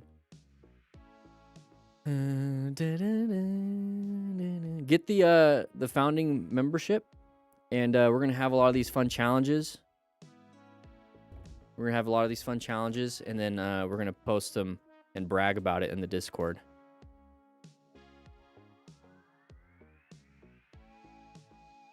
$11 push-ups in 2 minutes? It's tough if you've never worked out.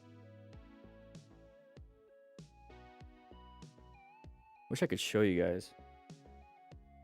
I wonder if I could do 40 right now.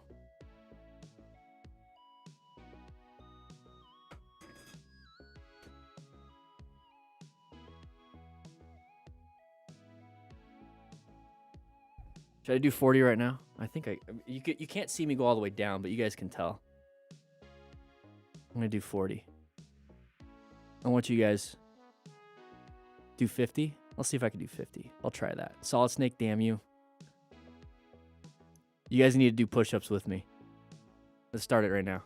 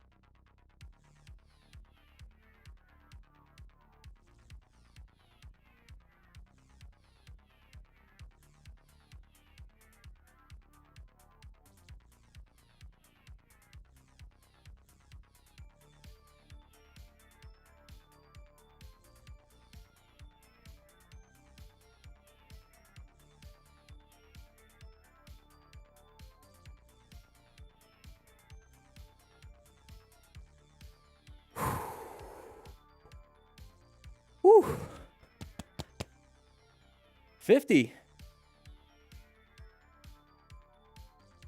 So that's what I like about. Ooh, I can feel the cramps. That's what I like about these little challenges. Solid Snake, you threw out a 50. I have to do 50. I should have done 51. I'm out of breath.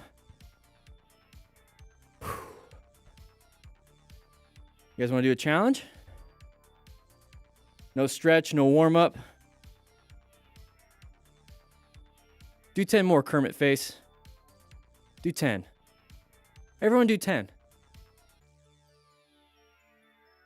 I'll hold your beer.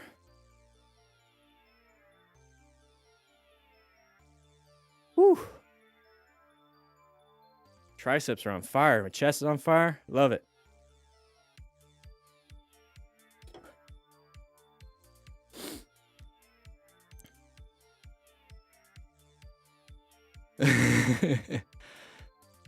Oh yeah, feels good. Feels good. I love pull-ups too. I love body weight exercises. They're just so good. You can just drop down and do 50 or 10 or whatever.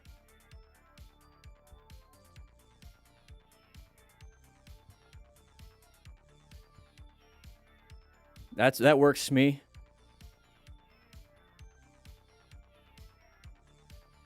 Excuse me, I just burped. Make that my second channel.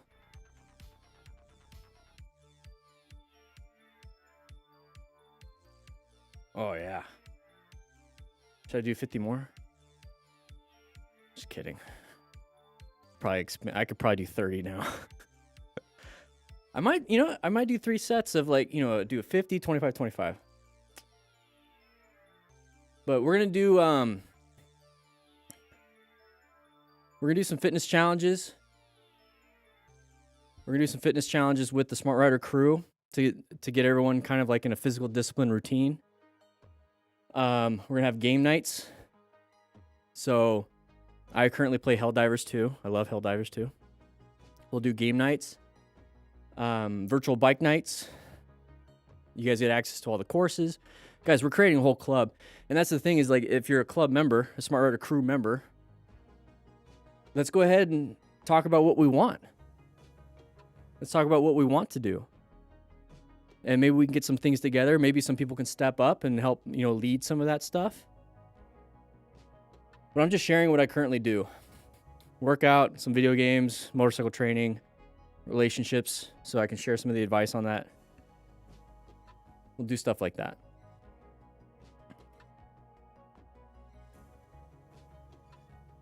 Fight on Super Earth is pretty tough. I play on Helldive, or Super Helldive. Whew. Yeah. We gotta, for democracy, we gotta save everyone. 93 likes.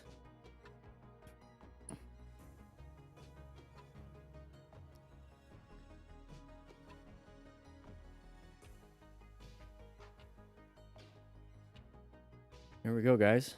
You ready? I gotta catch my breath a little bit. That was kind of out of nowhere.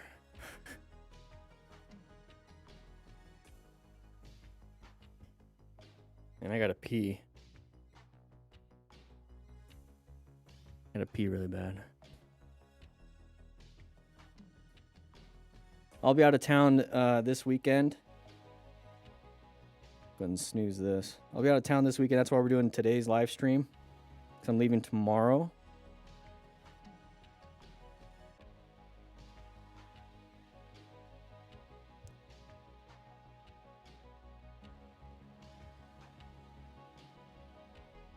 All right, guys. Here we go. Let's turn on the music.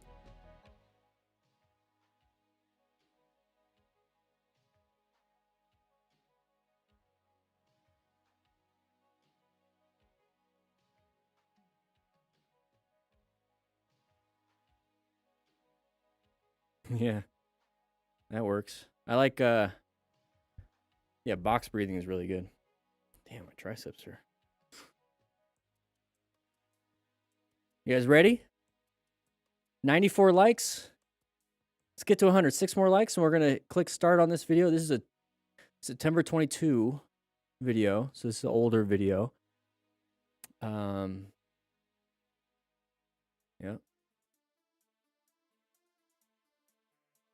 Is that like hot boxing? Not really. Oh.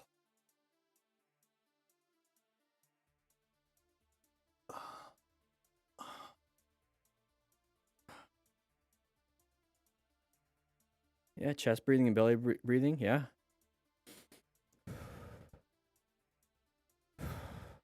I like doing that's good. Forces you to think of where it goes. I like that. 98 likes, 2 more likes, guys. We're gonna get started. 99 likes, 1 more. 1 more.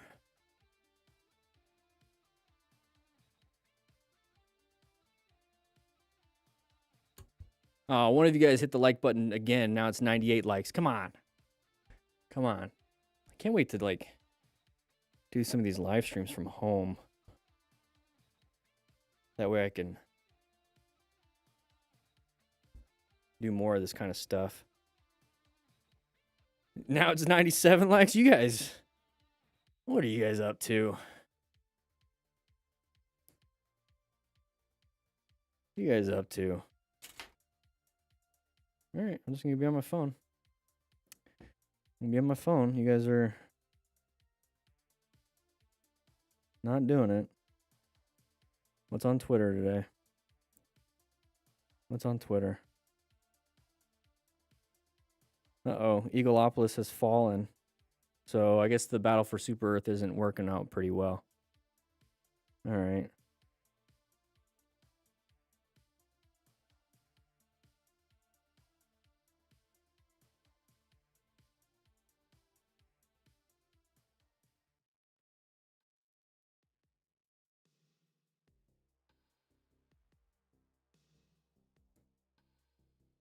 $98 likes. 2 more, guys. 2 more.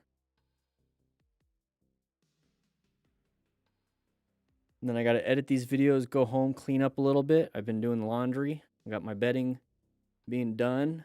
And then girlfriend's coming over tonight, so I'm going to make some food. Relax a little bit, head out of town, meet her dad. It's a big weekend. It's going to be fun. Yeah, who hasn't checked in? Click that like button.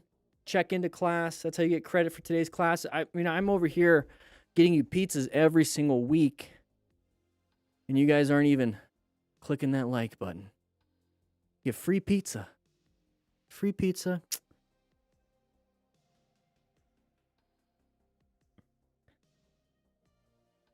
Yeah, big deal. Yeah, you guys are just messing around. 98 likes. Come on, guys. One of you guys hit the like button twice.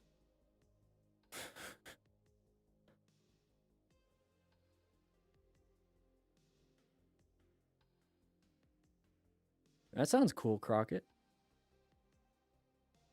That's another thing we can like host a virtual bike wash where we'll just wash our bikes together. All right, 100 likes, guys. Perfect. So here we go. We're going to click that record button. We're going to click that record button and we're going to get going. So 3, 2, 1. All right, everybody, we're going to be watching this older Moto Stars video. This is back in September 2022, but we're going to see if the plan method still works for this. Now, the whole point, guys, I know the whole point, we're dropping people off here. The whole point of this is education. We're watching what people do, having close calls or crashes, and trying to figure out what it is they did right or wrong so we can prevent it for ourselves. We don't want to be the person that's going to be crashing and having to learn from our own lessons. Let's learn from their lessons utilizing the plan method. I'll explain more of that when we get to it. Here is a good example of how a small biker's mistake can turn into an expensive lesson. Oh, look at the turn. It's basically a U-turn. So we want to slow it down right here.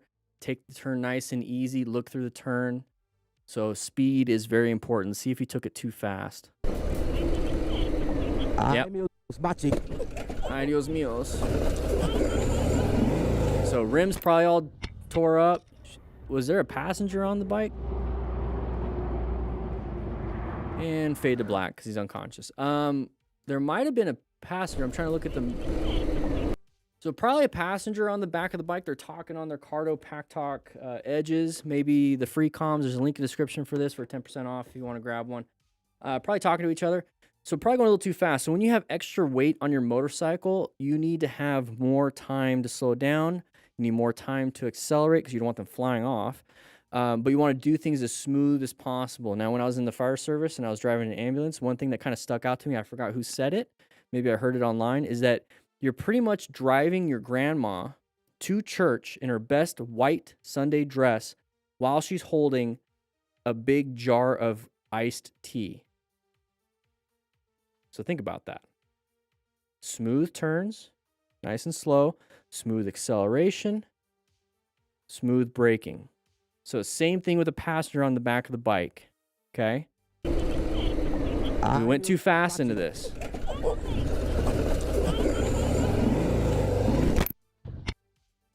Was there a passenger? No, the camera just fell off and that's him. But still, same thing with the passengers. That's how I would do it.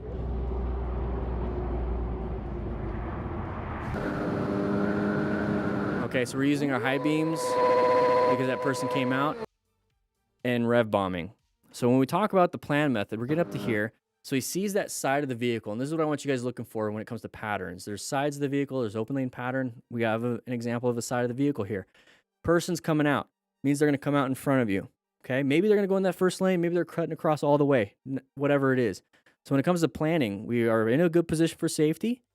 We're locating this hazard. Is it a relevant threat? Right now, it's not. So we don't have to navigate anything. So once they start to come out, we decide to use our high beams to let them know that we're there. I don't care, okay? He's using a visual indicator, the high beams, and then he gets into a rev bomb. So that's an auditory thing. It's like, please see me, please hear me. I'm right here. I need you to do something to keep me safe. No. Personal responsibility. You do what you need to do to keep yourself safe. And these things is you're relying on somebody else to do something.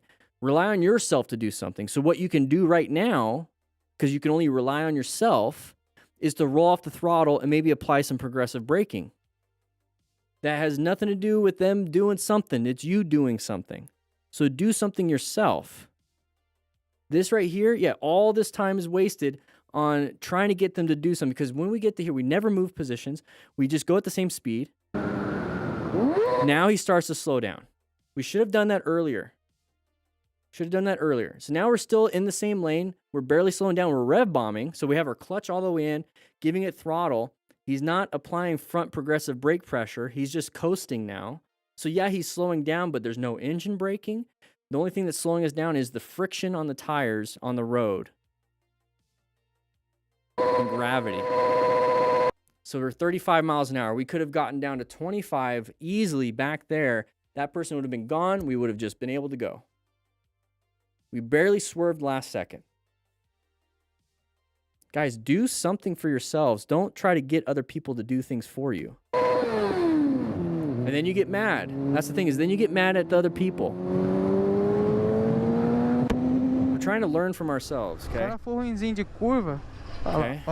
Oh, I wasn't paying attention to that person falling. I was looking at the person in front of us. So this person right there, a little bit too fast. And then he caught up right next to behind to this other person, panicked, and slammed the brakes and dumped the bike. So let's watch that one more time. Panicked and slammed the brakes. Lost traction because we slammed the brakes way too hard. So the goal is to do progressive braking, to go slower, and then more. You want to get traction on the front tire. Or if we're in that situation, just swerve out of the way. Stop focusing on the person in front of you and be like, I'm going to hit them. I need to stop immediately. And you slam the brakes and you dump the bike. That's not a good situation. So we need a thumbnail though.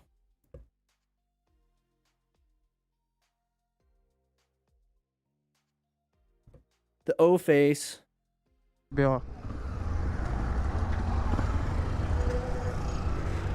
Not good. Not good. Got some damage to the body. He's got crash guards.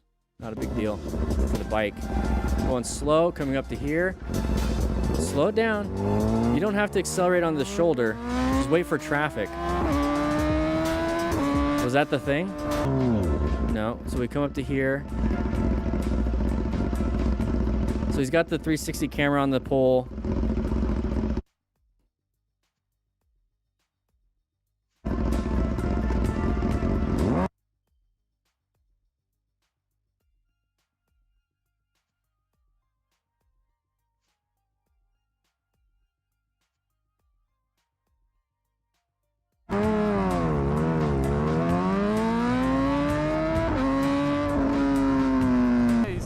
Even despite great control and skills, lane splitting at such a speed can turn out high speed lane splitting. Doable, but he clipped the mirrors. And wasn't paying attention. Got lucky. Yeah, you want to pull off on the road. Oh, he's actually gonna exchange information. Very nice. So this is one of those things that happens when... Oof, this might be a better thumbnail. This might be one of those things, just in case, where something happens, okay? Somebody pisses you off, whatever it is, and you look back, you're still traveling, right? You're still traveling straight. You're still at speed, miles per hour faster than you can run. So anything over, even running and falling down hurts. But imagine going faster than you can run and then crashing. So you're looking way back there, you don't see this until the last second. Keep your eyes on the road. Keep them on the road. Keep them in front of you. Lucky. Quebrou. Interesting. Is this an e-bike? Yeah, it's an e-bike. Yeah, it's a pedal assist. We're kind of moving. We want to turn. We want to turn left. Oh! He fell. I think did somebody hit him from the back? Oh, there it is. Yeah, I was gonna say somebody hit him from the back. You saw me, dude. You saw me. You saw me. I thought you were going all the way through. It was also my fault because I should have signaled. Yeah. Mind your business, man. Sorry, bro. I thought you were going all the way it's okay. You don't have a, I mean, sure. Okay, so it's not even a turn lane. It's not even a turn lane. Okay, that makes sense. And yeah, he should have signaled. Please be careful. Yes, please be careful. The guy should have been paying attention. Also, the guy in the blue. That's not pedal assist. Yep. Uh-oh. That's me. You're probably wondering how I ended up in this situation. Yeah, how did we end up there? Let's go back. Let's go back a little bit. Oh, did he hit his head? That's why we wear gear. Hit his shoulder too. Let's take a look. Okay. So the traffic behind us looks like it's kind of like it's congested. So we come up to here. When I talk about position for safety, this is why I want you guys to be off to the sides. Because if you're not paying attention or this person stops in front of you way too quick, you don't want to be right behind the vehicle. Because you're having to swerve hard to get around, okay? I prefer to be off to the sides. Be off to the sides, because if you're not paying attention, which you should be, or they slam the brakes, you can just lane filter. Or you have an escape. You have something. But if you're right here, you have to do a wide swerve, or you're going to clip the edges, which is exactly what happened. He barely swerved last second. So right here, and now we swerve. Wasn't paying attention.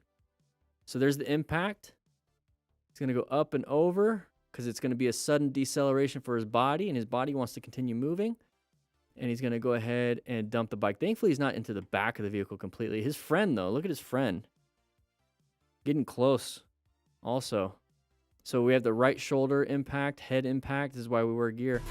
Oh, the buddy crashed too. Look at the guy behind. He crashed too. They weren't paying attention, or they were going too fast for the flow of traffic. Pay attention. Practicing our high-speed maneuvers here on a track, perfect place to do it because you don't have, guess what, cross traffic or head-on traffic. You just have a high side, which is a high-impact crash. Hopefully he's conscious. Good. Yeah, he's got full gear. Very nice. He's got full leathers. Everything's fine. There's no mountains to fly off of. Happens. I saw that I could have done a thumbnail on the other one, but... All right, here we go. Riding around, doing a head check. So that was an open lane pattern. So we talk about the sides of the vehicle pattern, the open lane pattern and everything. We were a part of that open lane pattern. Now, if you don't know what that is, once again, we have a vehicle in front of us in this situation. It's going slower than we want. We have an open lane right here, and we did a head check, and we switched lanes. Now, cars will do that. Pretend the motorcyclist is a car. Cars will do that without doing head checks, and they'll sideswipe you if you're in their blind spot. So it's a natural human behavior when we are on the road, okay? So we just did that open lane pattern. Now, there's going to be something else that's going to pop up right here. I think it's that side of the vehicle right there. Nope. Oh, open lane pattern. They did the same thing. And you see how it's like a close call for us? We did it. They did it. It happens. Stop. It's a bus. You're supposed to stop. It's illegal not to stop. So just stop. Stop right there. Perfect. That red car can get a ticket. Oh, because now they stop. It's fine. No. You went past the vehicle. You went past the bus. Good job stopping. All right, here we go. Fortunately, this biker isn't passive in situations. Open lane pattern. We switched over. Draw the attention of the We driver. switched over to the open lane. Oh, somebody threw something out. Are we gonna be a Karen? I wish I had the flexibility to do that. Oof, I'm too short. Is he gonna throw it back in? That's kind of funny.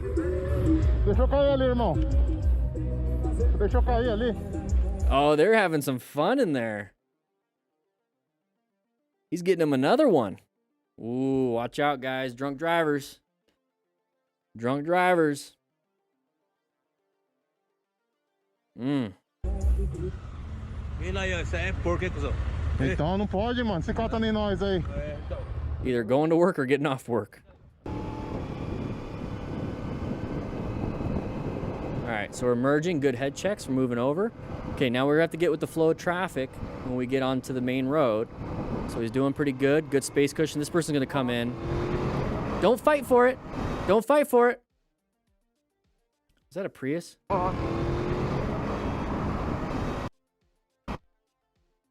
think it's a Prius. It's always a Prius. All right.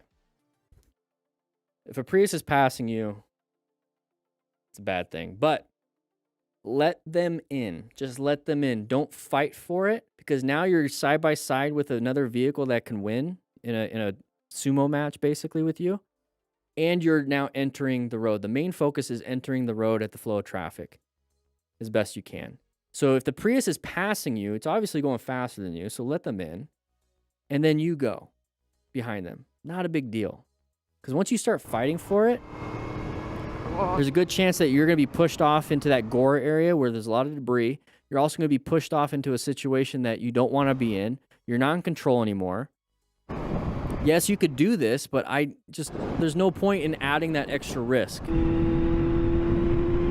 right, we're going through here. Mountains, we have a turn coming up. Oh, road's changed. Okay, you saw that. Sharp right turn. Sharp right turn. Can't see the turn, right? Can't see the turn. So slow it down. He's slowing it down. He was 50-something. Now he's 48. It's a lot sharper than you thought. Okay. If you are going to not make the turn, you have two options here, right? You have two options. That road looks terrible. Okay, it looks a little gravelly. So slow down as much as you want. My moto, go adventure mode. You might have to go straight just for a little bit. I wouldn't slam the brakes because you do have a nice runoff. I wouldn't slam the brakes. I'd roll off the throttle and downshift and engine brake and try to keep the bike as straight as possible, do a U-turn and come back on the main road. Or you fixate your vision on this, on the solution, and turn as best you can. You have to make a decision. Are you going to go right, or are you going to keep engine braking and go down here? What we don't want to do is to not make a decision and keep going here.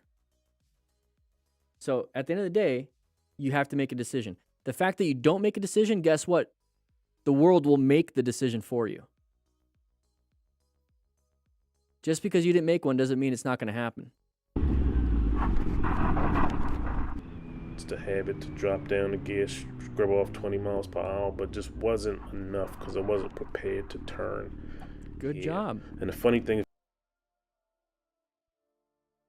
if you look left, you can see another motorcycle rider, the rider behind me, that 2022 Booster. They blew the turn right along with me, and a few seconds later, the rest of the crew come in to check things out. And okay, so good job with the after action. He downshifted, shaved off about 20 miles per hour. He said he wasn't prepared for the turn. This is why it's super important to pay attention to signage. Super important, especially if you're in the front. Also have the route on your phone. I use Rockform, so link in the description for a Rockform mount. I use Rockform, and I have my Google Maps on. I'm making sure I know where I'm going. But pay attention to signage. That's a sharp right turn sign. So good job downshifting and shaving off some speed. But you can, like the other guy did, you can go off-road. You got very lucky right here, applying the brakes with the handlebars turn, and still didn't dump the bike. I wonder if the bike has lean angle traction control and a few other things, because that probably helped him out. So that was good. That was good. And you could be telling everybody in the group chat with your Cardo Pack Talk. Once again, there's a link in the description for a Cardo Pack Talk discount, 10%. You can tell everyone, sharp turn, sharp turn, sharp turn. You can just yell it out. And people now have that knowledge so they don't make the sharp turn themselves. Crew come in to check things out. And all right, here we go. Parking lot. Watch out for anybody pulling out of spaces, side of the pedestrians, all that stuff. Don't just gun it through that. Pause and go, pause and go. A lot of that. Okay, we're going to find a parking space right here. Oh! Hit the oil. So this is an oil spot. The compression on YouTube is not showcasing it, but once it hits the ground, you're going to see how shiny that is. If you're going through a parking spot, don't go on the oil. See how shiny it is now on the ground? Yeah, watch out for the oil, guys.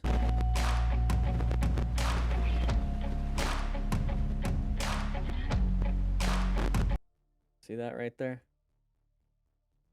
Slippity sloppity. Practice your slow speed, guys. Link in description for the Smart Rider games. You get this. You get the digital version, or you get this if you get the physical version. You get the digital version of this, and you get the digital version of the new booklet if you get the physical and all that other stuff. So check it out. Links in description. The bikers. Oh, geez. Here we go. Sun in the eyes.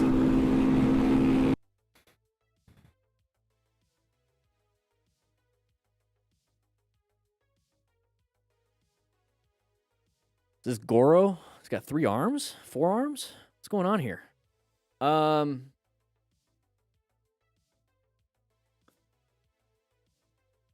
You're responsible for your passenger. And there's no gear whatsoever, and we're speeding in and out. This is not going to be good.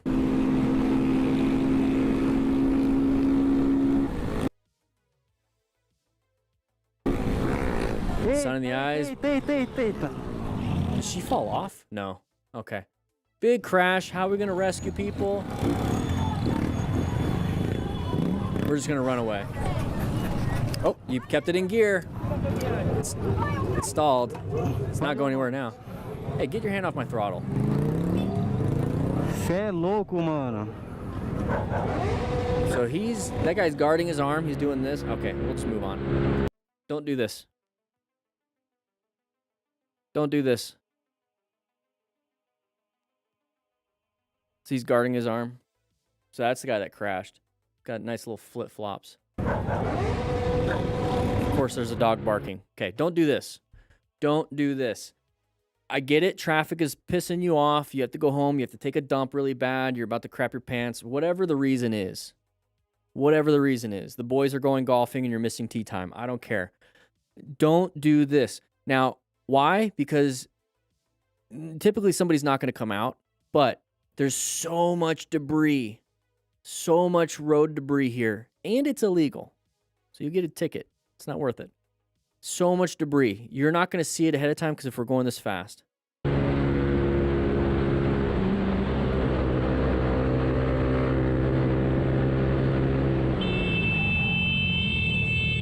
Can't be mad. Can't be mad. You're doing something dumb. They did something dumb. Can't be mad.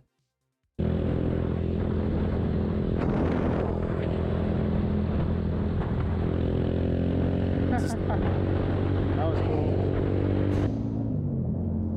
I like this camera view. There's an interesting camera view. It's kind of, it makes it like a sidecar though. So you have to watch out. Your camera's going to hit stuff. Oh, or the camera's just going to fall off. That sucks. Very expensive to replace. Yeah. Oof. That's the 1X2. They just came out with the 5, right? I think I got the 3 or 4. All right, having some fun, riding around, no gear. Okay, whatever, it is what it is. Okay, this person's turning left. I don't see what the problem here is. They're way ahead of you. You had to zoom in on your camera. Okay. Oh, no, it's that motorcyclist. Okay. So that person cut in front of the other motorcyclist. So intersections are very dangerous for motorcyclists. Left turners basically turning in front of you is dangerous. So this is why when we go into intersections, we slow it down and we're prepared for anybody wanting to turn left. So we're always looking for escape paths. This person slammed the brakes, especially that rear brake. You see how he's like sliding? He's doing like the Akira slide. Basically, he's sliding and that rear tire is like flopping everywhere because he slammed that rear brake. And that's a common thing when it comes from people that driven cars or drive cars and then want to ride motorcycles, because your right foot is the gas pedal and then your right foot is also the brakes. And so when there's a panic in a car, you tend to just go straight to brakes and you apply the brakes really hard and you usually have APS and whatnot. When it comes to transitioning your skill set to a motorcycle, your right foot is on the peg and you think, I need to stop. So you slam that right foot on the rear brake. Well, the rear brake is not going to give you a lot of stopping power. It's only about 20-30% right there. And so when you start applying brake pressure, the front tire, or I'm sorry, the bike moves, like it starts to decelerate. So you start to like lean forward, you know, like in a car, and you apply the brakes, you kind of do this a little bit. Same thing on a motorcycle. And what's happening on the motorcycle is not just you moving, it's the weight's transferring to that front tire. So it means there's less weight on that rear tire, which means if there's less weight, there's less traction. And that's why he's sliding. So this is why you want to do progressive brake pressure on the front brake, which is your right hand. So when you apply brake pressure on your right hand, which is the front brake, when it starts to do this on you and you start to like do that, you have more traction on that front tire. Now, you don't want to slam the brake. You want to give it progressive brake pressure. So give it a little bit, let's say 10%, weight starts to transfer, 20%, 30, 40, 50, 50, 60, 70, 80, 90. And you can do more quickly once you have that weight transfer started. You want that weight transfer started, okay? Rear brake is not going to solve all your problems, so don't slam it hard. You lose control when that happens.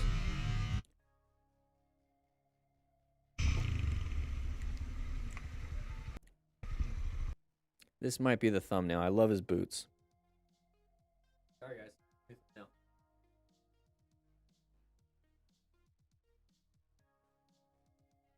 Those are not motorcycle boots. You see how the pants ripped up? I'm concerned about trauma. I mean, look at the car and the bike. How much damage is to metal and obviously plastics, but metal. If there's that much damage to metal, metal's stronger than flesh. It's a lot stronger than your circulatory system, your musculoskeletal system, your organs, your nervous system. It's much stronger. So if it does this much damage to metal, it's going to do that to your body. And that's when we talk about mechanism of injury on this. You see the tearing on his pants. That means there was an impact to his pants, which means there's possible trauma to that leg. Now, we're not going to hyper-focus on that because the whole goal when it comes to rescue is stopping major bleeds. So we're actually searching specifically for major bleeds. But that's going to give you an indication where there could be one. So I'm going to check his arms, do a rapid trauma assessment on his arms, do a rapid trauma assessment on his legs with gloved hands, and I see blood, or no blood, I know where he's bleeding. And I'm going to apply either direct pressure or I'm going to pack the wound if it's in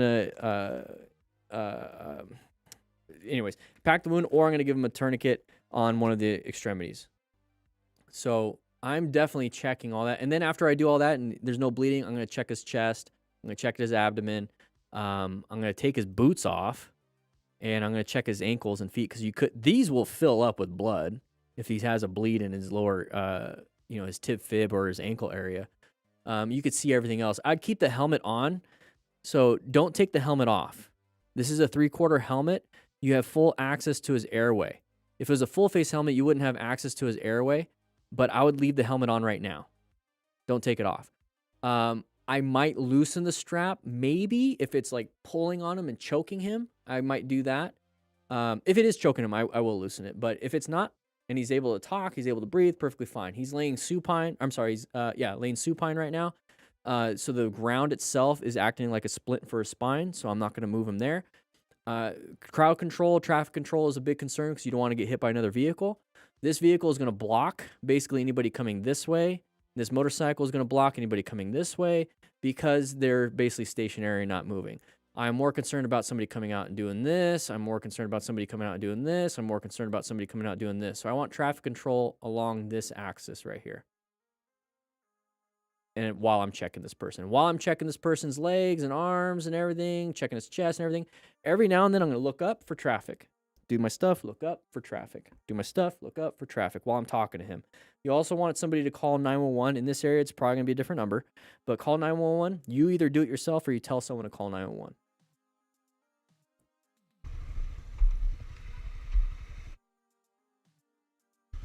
So your bike will be a good indicator to block traffic there. There you go. Take that off him. I wish they didn't blur it. I wish I could have seen that. Anyways, we're coming up to here. We're stopped on the interstate for some reason. Let's find out why. Of the huge number of passers-by, it was only this rider who decided to devote their time. Okay, so there was a crash. He's going to go over to rescue maybe. Okay, so it's just a stalled vehicle. Very concerned about getting rear-ended here. So while you're pushing, you're looking back. All you're having to do is push. So I'm looking back. If somebody is hauling ass and I don't think they're going to stop, I'm going to book it over that guardrail. Now we're off on the right side. I'd book it over the other guardrail. So thankfully everyone is stopped. That's beautiful. I love to see that. Everyone's participating in the safety of this. That guy gave him a thumbs up with the horn. I love that. So everyone is doing a great job because if that guy was stuck there, somebody's going to get hit. And so everyone, it's beautiful.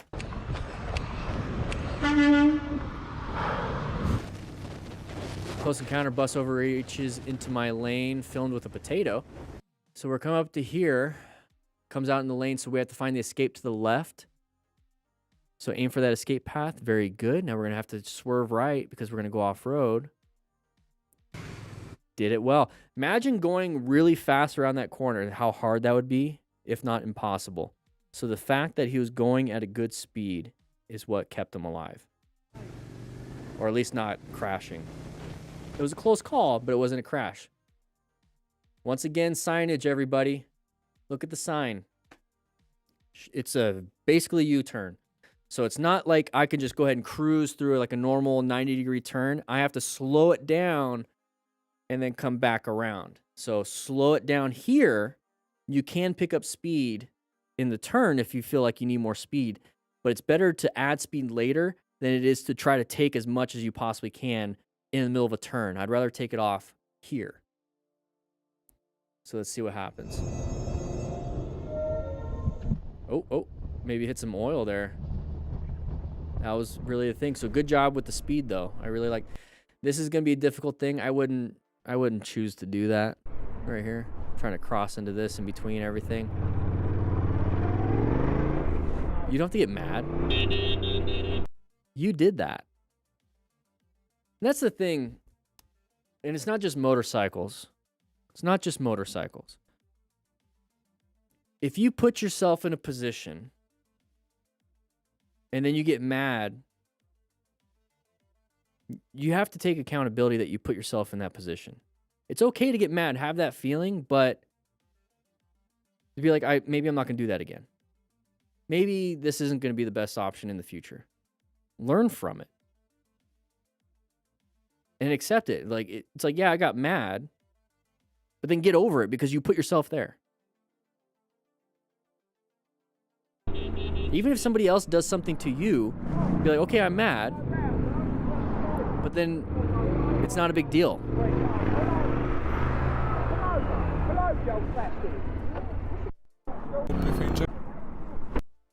Okay. With that said, hope you guys ride safe, be safe, and I'll see you guys on the next live stream. I need to stop making that ending, this ride safe, be safe, because the new thing that I'm doing is the outro.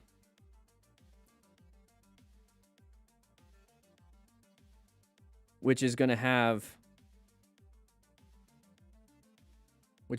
the Smart Rider Crew's name on it. So if you're a part of the Smart Rider Crew, I have to update this because we have a brand new member. We have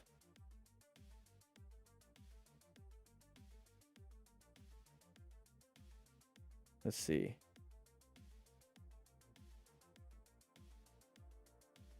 Oh, we got a few. We have Kevin.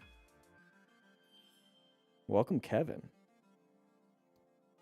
So we have a brand new member. I have to add Kevin to it.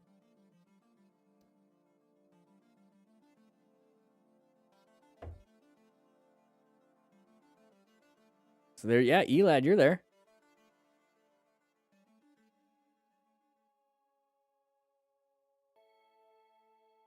But I'm going to add these people. So this is going to be at the end of all the videos now. So if you become a crew member on the new website, the Smart Rider Crew, ridingsmart.com, you'll get access to it. So if you click the link at the top of the chat, your name will be up here. So there's no specific order. There's no specific order. But yeah. I'll see you guys definitely next week. I don't think I have anything. Let's see. No, I don't have anything next week. I'm not out of town or anything like that. So next Friday at 11 a.m., I'll be here. And I'll be doing a podcast and everything for next week too. With that said, I got to get going. I got to edit these videos. I got to go home. I got to do some stuff. It's already 1:27. We've been doing this for 2.5 hours now. I'm going to go meet my girlfriend's dad.